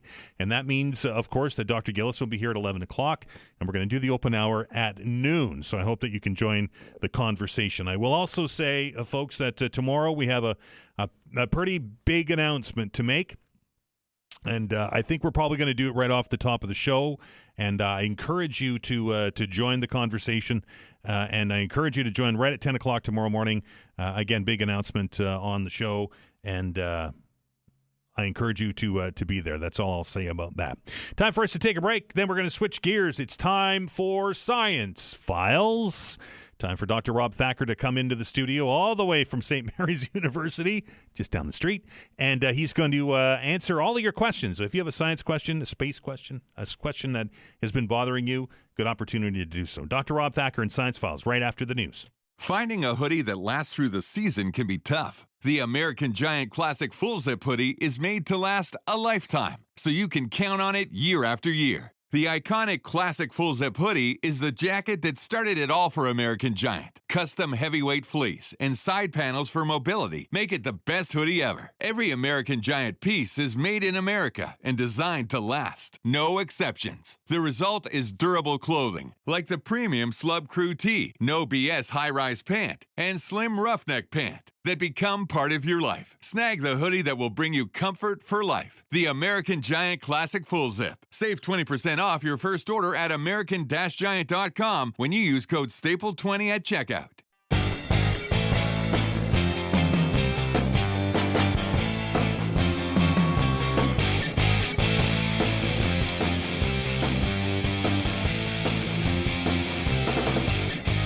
All right, welcome back.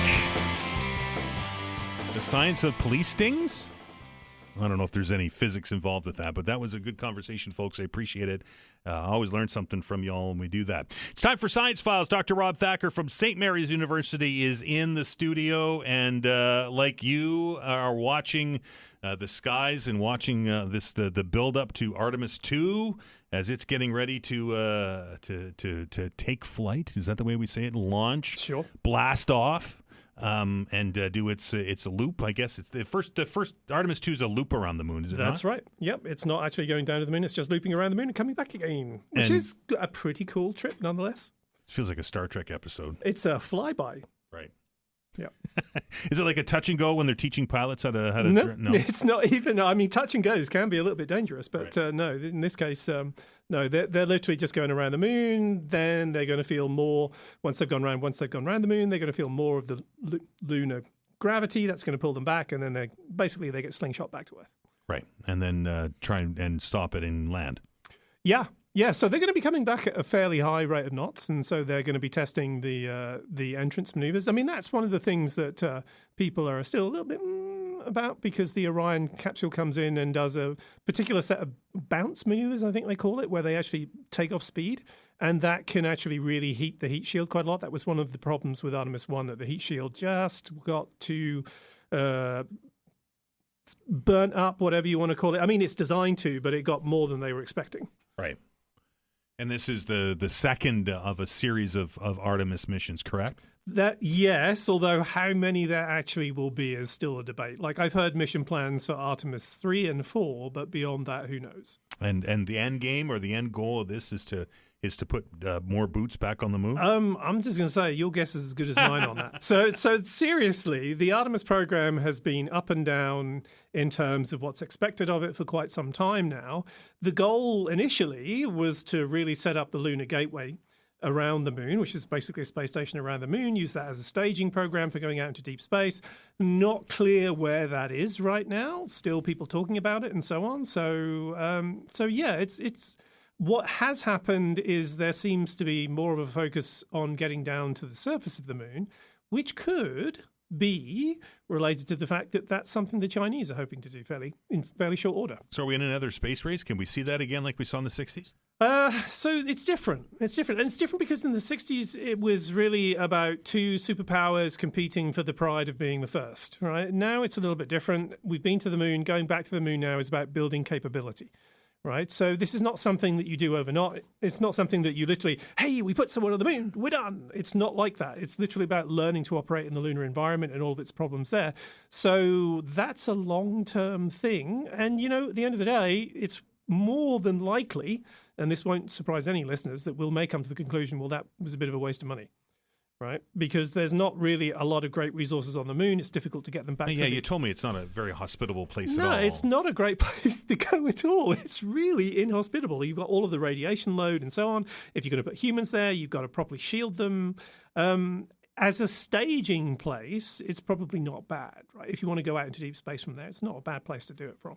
Because of the lesser gravity of the moon, the liftoff and the propulsion of any mission, say to Mars, would be more fuel efficient, correct? Yeah, and I mean, although, and this is the really, truly ironic thing of space travel, that once you get going, you keep on going. So the energy budget of going to the moon versus going to Mars are not actually that different. And this blows people's minds that the fuel that you need to get Elon Musk's Starship Heavy to the moon is ridiculous. Right? It's a ridiculous amount of energy to get it there, because you spend most of your energy getting away from the Earth's gravitational pull, and then ta-da, you're in the moon's gravitational pull. And it's the same with going to Mars, right? You get out of the Earth's gravitational pull, and then you're just coasting. And then you get to Mars, right? And you've got to use energy again to slow yourself down. Right? Like the old story that we're told that if you're in outside of the pull of gravity and you throw a baseball at 90 miles an hour, it's going to carry on until it hits something. That's going to get the person out at home and play. Yeah. Yep. Be tough to hit. Yep. Especially if you put some spin on it. Anyway. Oh, it's about you. Yeah, okay. You won't get the air drag effect. Right. No associated with the curveballs spin. in space, Dan. Yeah. Fastballs and that's it. Mm-hmm. Yeah, primarily.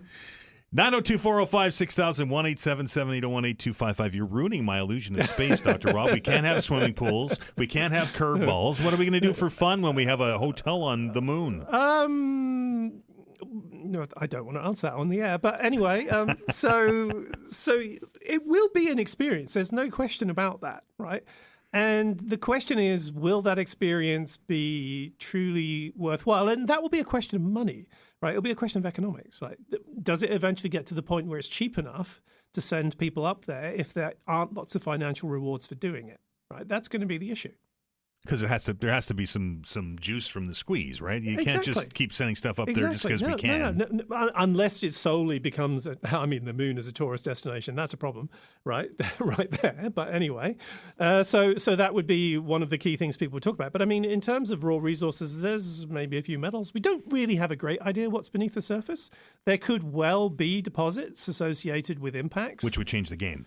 Again, what you got to remember is if you have a lot of materials up there, you've still got to get them back to the earth, which is not a trivial thing to do, right?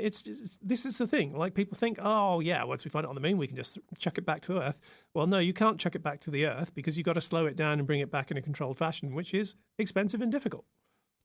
902-405-6000, 1-877-801-8255 to the mailbag, Dr. Rob. Joe writes, this is something that we've talked about here a little bit on the show, and that is there life out there?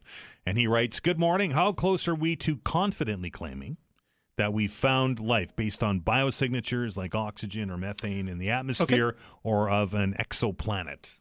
So that question... Okay, in the affirmative, everyone agreeing, no, we haven't got anything, right? But have we detected unusual molecules that could perhaps be connected to life in one way or another? Possibly, right? So there was a bit of a how can I put it? A bit of a hubbub in the astrophysics community over a year ago now about measurements of dimethyl sulfide in the atmosphere of an extrasolar planet. And at least on the Earth, that comes from biotic processes, right? And so people who made this measurement were like, oh, this is really, really good. They've done it with the James Webb telescope. And so there was quite a bit of discussion about that. Some people felt it was a little bit of a stretch on the basis of the data. And so the people wanted to go and get more data, and then that would reduce what's called the signal-to-noise ratio so they could be more confident. But even then, it's not clear that it's not one particular molecule or another molecule. That's a challenging thing to work out. So the long and the short of it is, at the moment, no. Right? And I don't honestly think James Webb is a great telescope for doing this in the first place. The current generation of extremely large telescopes, which have like mirrors that are 30 meters across, those are now being built. There's one being built by the European Southern Observatory in Chile. And so that should be ready in probably about 5 years' time, 6 years' time. And then that may well have the capacity to be able to make these measurements. But it's going to take time, right? And so I'll say the obvious thing. If you put an Earth-like planet going around its star, and we can only measure its atmosphere when it goes in front of its star, how many times a year do we get to do that? Once. Right? So it takes years to actually gather the data, which always frustrates people, but that's the nature of doing those measurements for an Earth-like planet. So then you go for smaller stars, then you can measure them more quickly and so on, which is what people do with red dwarf stars right now. And they're probably not, red dwarfs probably aren't a great candidate for life. 902-405-6000, 1-877-801-8255. We're going to take a break. Science Files is going to continue on the other side of it, and we're going to have a discussion about something we've talked about here on the program, and that's Canada's lunar rover mission. Perhaps some bad news coming out of the Canadian Space Agency? Details on that coming up right after the break.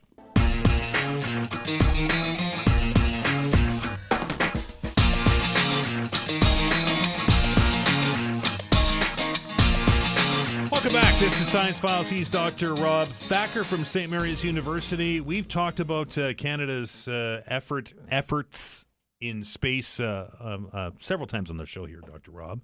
And one of those efforts was the lunar rover, and some bad news emanating out of the Canadian Space Agency and organizations involved in this, that one of Canada's two kind of lunar rover projects has been shelved. Yeah, so this is the 35-kilo small rover, I'd say. It's not huge compared to the lunar utility vehicle, which is still going ahead as far as I know. But this one was something that was really focused on doing science, right? Looking in the lunar South Pole, looking primarily at water signatures and so on. But the thing was that, I mean, people understand when I talk about this why I've got a little bit of sort of like a broken heart about this, is that this was going to be something where there was a really strong involvement of Canadian scientists in the mission, design, development.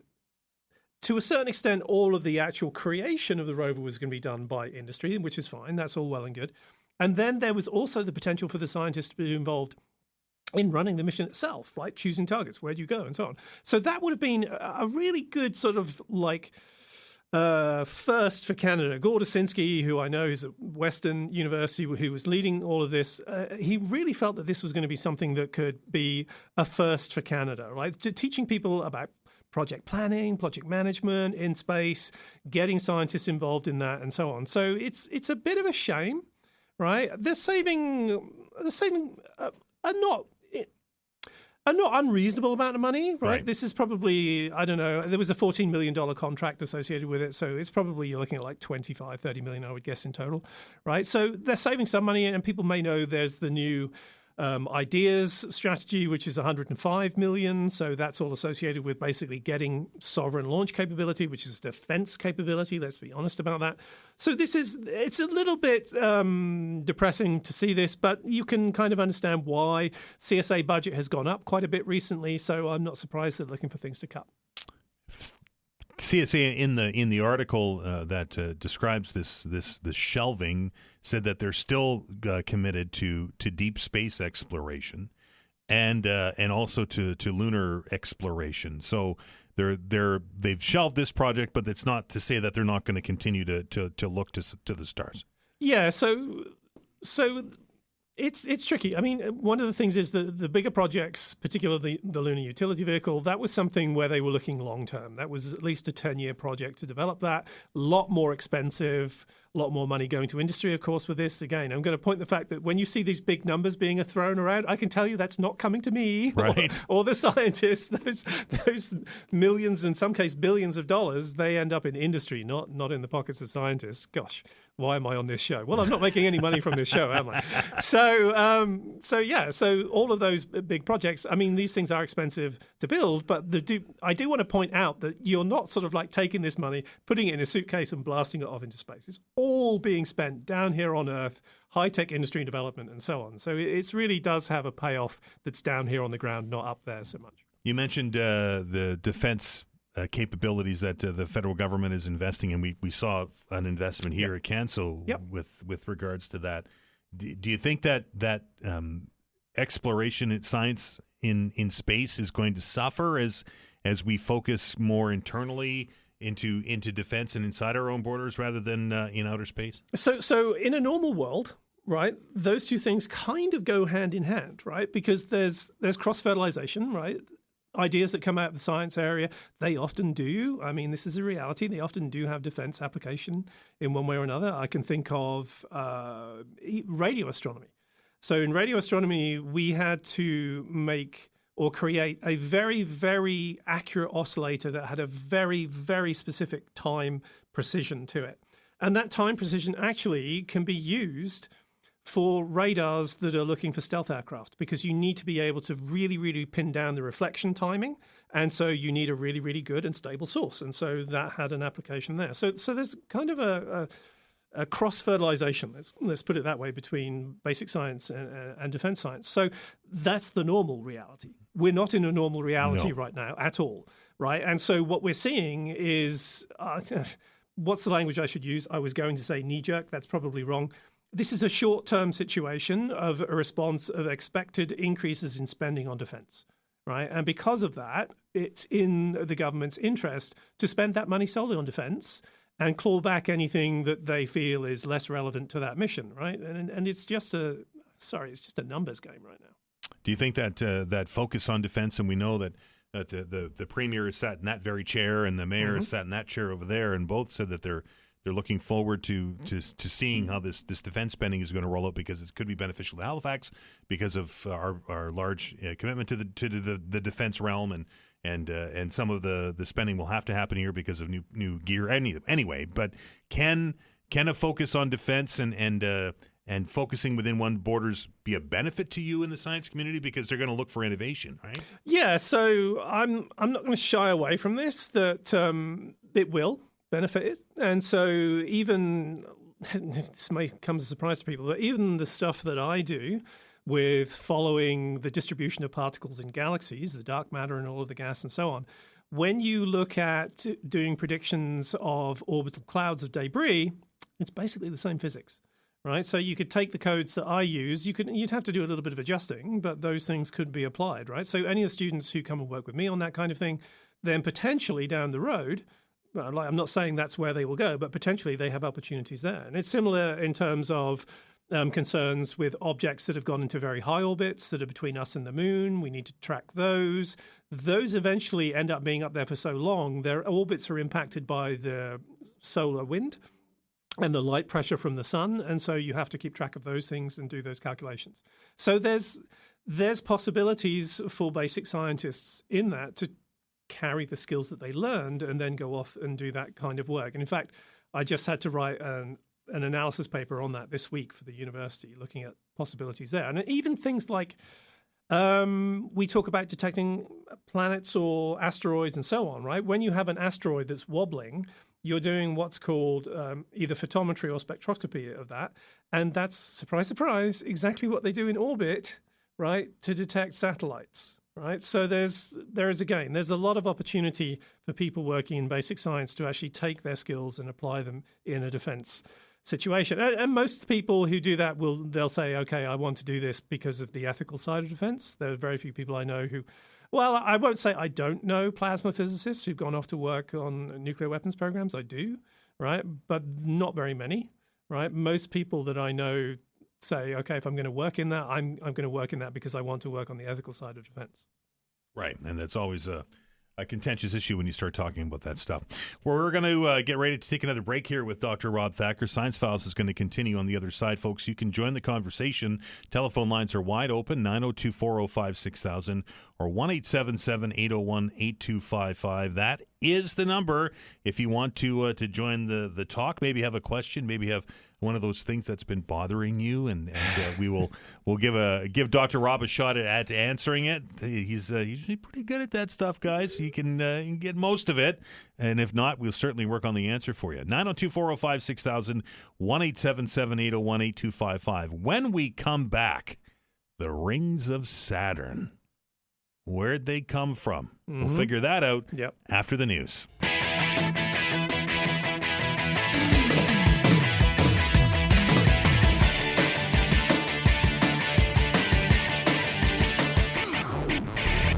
All right, welcome back. This is Science Files. He's Dr. Rob Thacker from St. Mary's University, and he is here to answer your science questions. If you have a question, something that's been bothering you, something that you just maybe saw on television and you're like, doesn't make any sense, Dr. Rob is here to try and help you out. That tends to happen for me when I watch the news.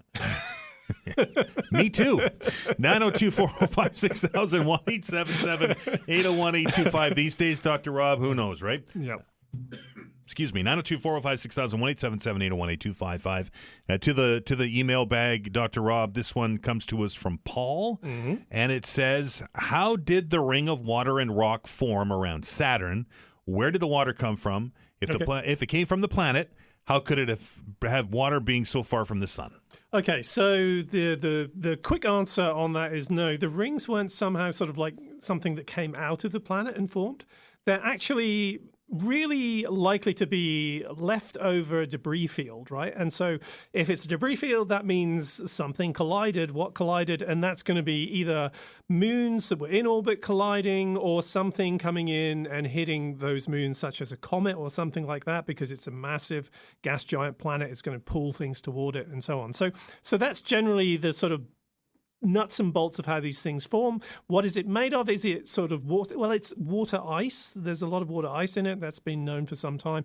And then there is rock as well. So it's a bit of a mixture, right? And there's all the way from, I don't know, really tiny sort of like sand grain size things up to fairly big boulders in there, mountain size things as well. So is it because Saturn's size that the rings formed around it? We know we have a couple of planets with rings around them and the other ones don't have them. So Uranus has rings, right? There's evidence that Jupiter has a very, very, very faint ring as well, right? But you can only see it when you go past. So these things are actually more common than you might think, right? So whenever you do have some kind of big system, there's also the issue that you may get things torn apart that are really not in a place where they're in a stable orbit. That can happen as well. If they're rubble piles, they just get stripped and so on. So this generally does tend to happen around bigger planets, right? Because there's not a lot going on, but there's a fair amount of stuff up there. If it collides, you're getting a debris field, and if you have a debris field, you're likely to get rings at the end of the day. So the moon and the Earth, there would have been a debris field after the collision that formed that, and then basically part of it came down to the Earth, part of it formed the moon, and ta-da, that's what we got. Then why not Jupiter? So Jupiter does, but it does, right? And who knows what it had in the past, right? It just has a very, very, very faint ring. I think it was discovered when Voyager went past and took a picture looking back. Right, so it doesn't have anything really, really big. So what tends to happen with the comets that go sort of like towards Jupiter is they wind up smacking into Jupiter. Right. So that's part of the reason why you don't see a really beautiful ring system. Could Jupiter have had a really big ring system in the past? I suppose that's possible. It would depend upon how long they take to break up. That's a good question in stability of systems. So people who work on that actually.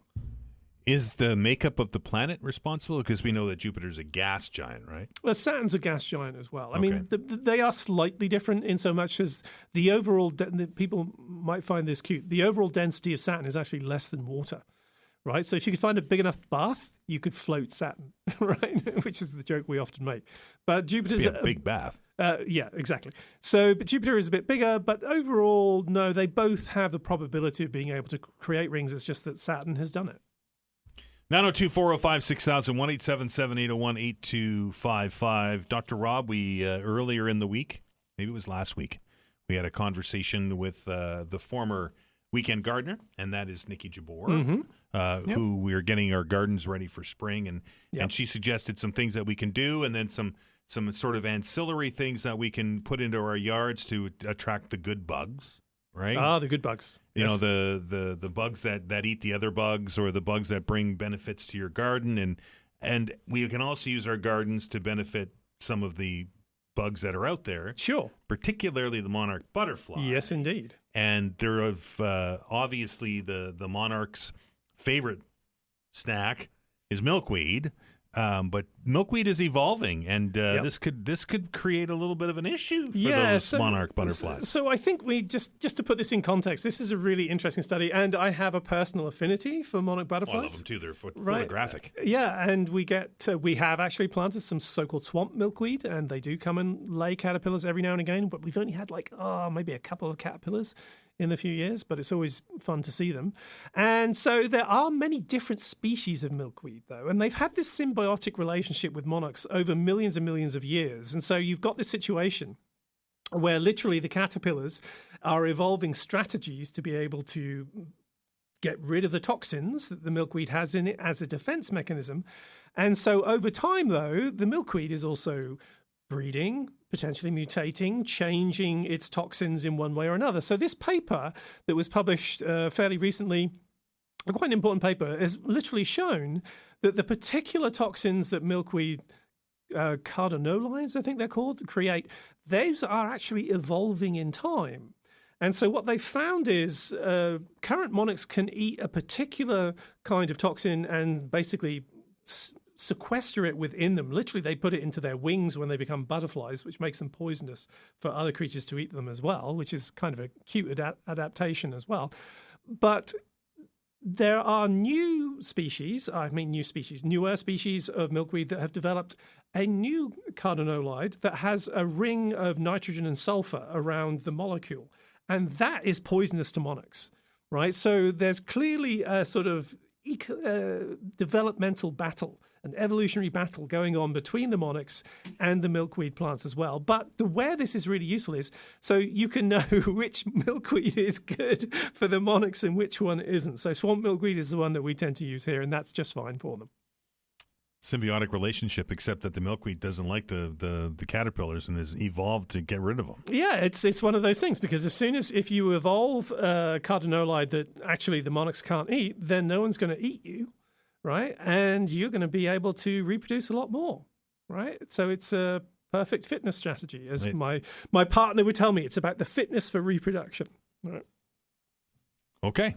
902-405-6000, 1-877-801-8255. They are nice to have in the backyard, though. Yeah, they're very pretty, right? And I love when the seed pods go off and all of the milkweed silk comes out. I've in fact had some paper made with milkweed silk in it. And you get the butterflies on top of it. Yep. Look at that. The diner is open at Dr. Rob's house if you're a Monarch listening today. 902-405-6000, 1-877-801-8255. We're going to take a break, and then we're going to jump onto the phones. You're listening to Science Files on the Todd Veinotte Show. We're back in minutes.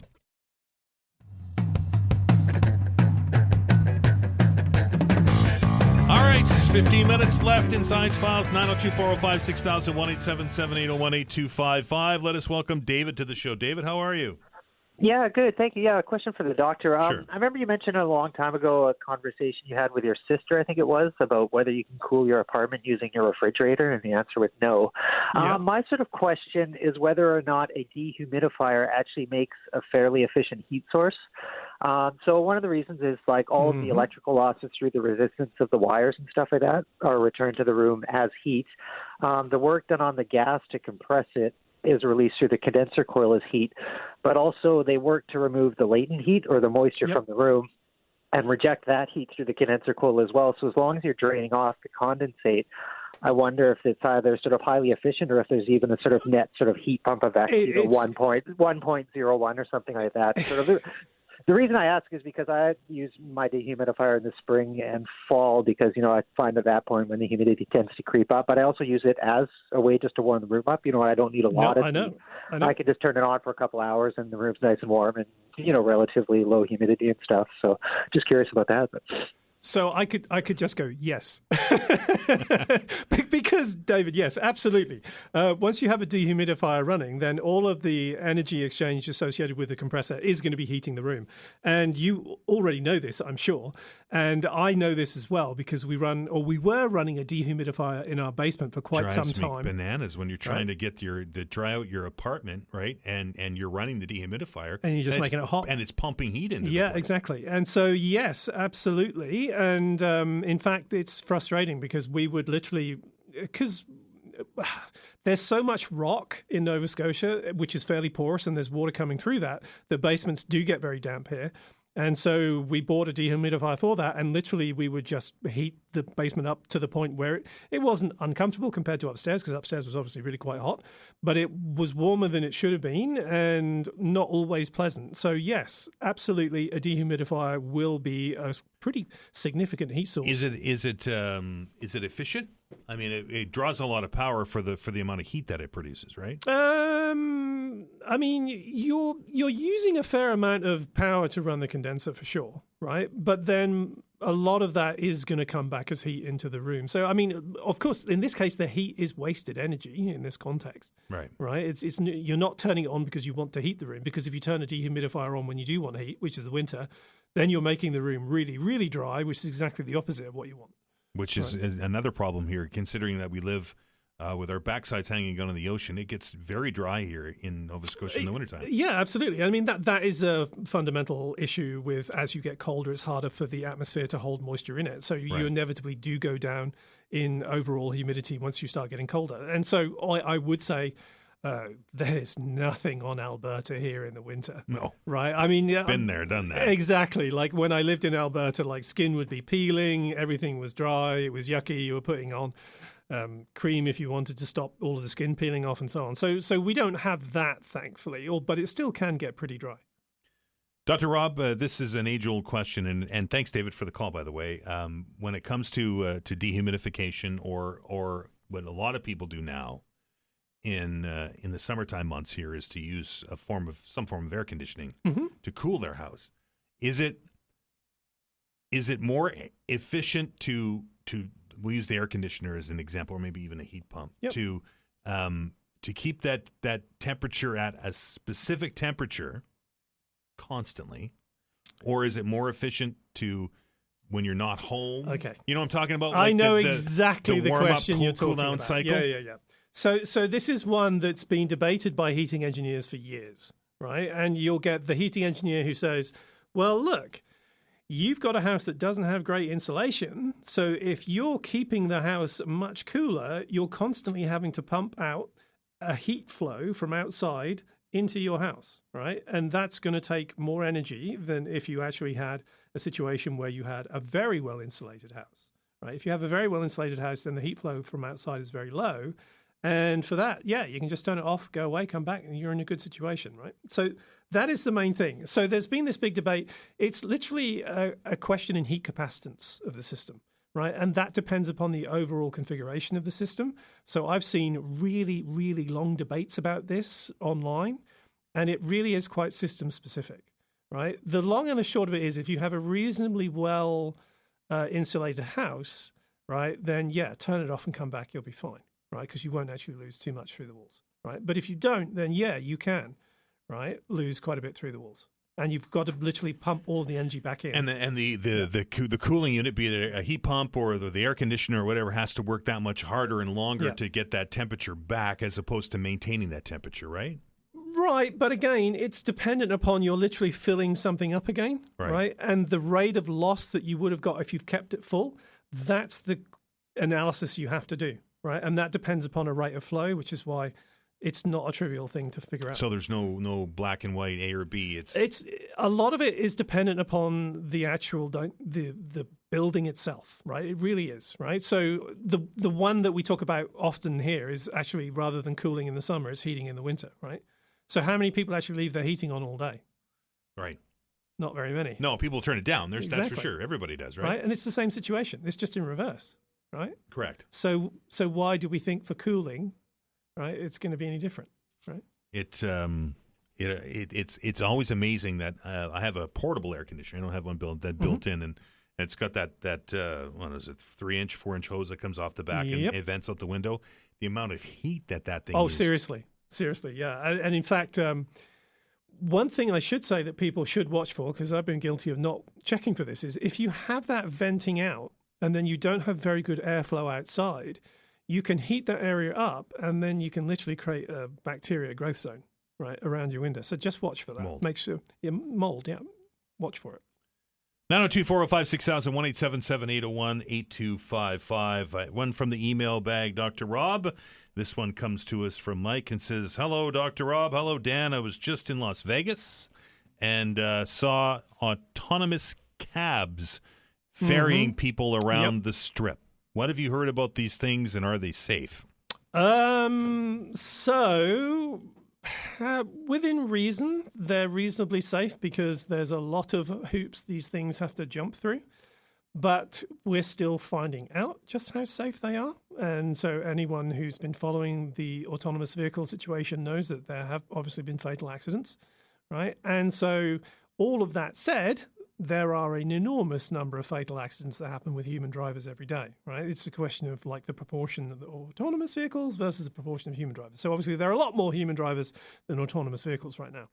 So where things are getting quite interesting is in San Francisco, where people are getting quite frustrated with a large number of autonomous vehicles that every now and again will just stop for no apparent reason, right? And so there's quite a discussion about whether autonomous vehicles are in fact contributing to traffic congestion. Traffic congestion. I was going to say traffic indigestion. Well, close, depending on how much of a hurry you're in. In San Francisco, in fact, there was an article I was just reading through the other day on this. So in short, they're probably reasonably safe at the moment in urban environments because you're not getting up to too high speeds. Might be a little bit more dangerous for pedestrians, right? But at least for the occupants of the vehicle, I think this is something there's going to be. With any new technology, there's always teething issues, right? It's going to be a while, but I don't know. Unless there's any serious objections, I think we're going to see fleets of these things in the next few years. Been in one? No, I haven't. I have not either, and I don't know if I don't. Oh boy, when I watch the commercial, and this isn't even the same thing, but there's a television commercial that comes on, and it's a truck, and it's got autonomous drive. You can take your hands off the steering wheel. And the little green light shows up on there, and you can hands-free drive, and I cringe. Yeah, I get it. And that's a human that's sitting in front of that. These autonomous vehicles, there's nobody there. So here's the thing, right? For me, I'm a big believer in the ability of people to engineer systems that work, right? And so if every vehicle on the road was an autonomous vehicle, then we could have networks and monitoring positions and so on, and that would be great. I think that would actually work quite well. But we don't have that. No, there's humans out there. There's humans out there. And I think distracted humans with their cell phones. that is the one area that really causes me pause, because we have, over the years, developed the ability to basically drive defensively, extrapolate what people are likely to do. Everything's trying to kill you. Sure. And so we have this whole set of defense mechanisms we've evolved. Now, people will say, well, we train the vehicles and so on. But an autonomous vehicle doesn't have the same understanding of someone who's like chucking their coffee back and is not paying attention to the road that I have when I see them at the junction, right? And that's a big difference. Is this the future, do you think? Is this going to become a transit system? Will we see, as this technology improves, I'm looking out at a Halifax transit bus right now, would we move it into something as large as a bus? So again, I think systems that we can control are going to be efficient, right? But systems that are mixtures of some human drivers, some autonomous, I have real concerns about that. Because the trucking industry is concerned that is where we're going, is that we're going to have cyber trucks, not Elon's cyber truck, but cyber 18-wheelers that are going to be on the roads. They never sleep 24 hours a day. Yeah, and I can understand why people are concerned about that. Yeah, because we'll replace their jobs. Take jobs absolutely. away from I mean, obviously, there's a lot of safety requirements for truckers taking breaks and so on, and these things, well, they won't have it. No, fuel. That's it. Yeah.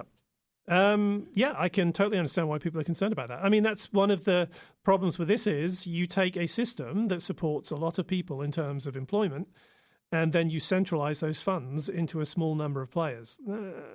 Don't see that as contributing. And on top of that, there's a fragility to it as well. Like when you have thousands of truck drivers, right, all with their cabs and so on, right, if you take one of those people out, right, the system still functions. On the other hand, if you take the control systems out for all of these autonomous vehicles, oops, that's a problem. Or they get hacked. But that's what I'm saying. Right. Well, I'm not calling it that, but that's the issue, right? Fair enough. So we see this quite often. We've seen this with networks and so on, right? Cell phone computers networks. break, Dr. Rob. I don't know if I'm breaking news to you there or not. Yeah, exactly. So, there's a real concern about this. And in general, the more efficient we make systems, the more fragile they become. Dr. Rob Thacker, thank you very much, sir. Dr. Rob is here every Tuesday to answer your questions, and we will look forward to our next visit. Thanks to Vanessa Vananez on the other side of the glass for all the work that she does each and every day, keeping the show in motion. That's not an easy thing to do. Remember, folks, big announcement tomorrow. You're going to want to tune in right at 10 o'clock, and I encourage you to join us and revel in the news. That is something we're going to talk about tomorrow, along with the open hour. Dr. John's here. Until then, folks, be well, and remember, be kind to one another.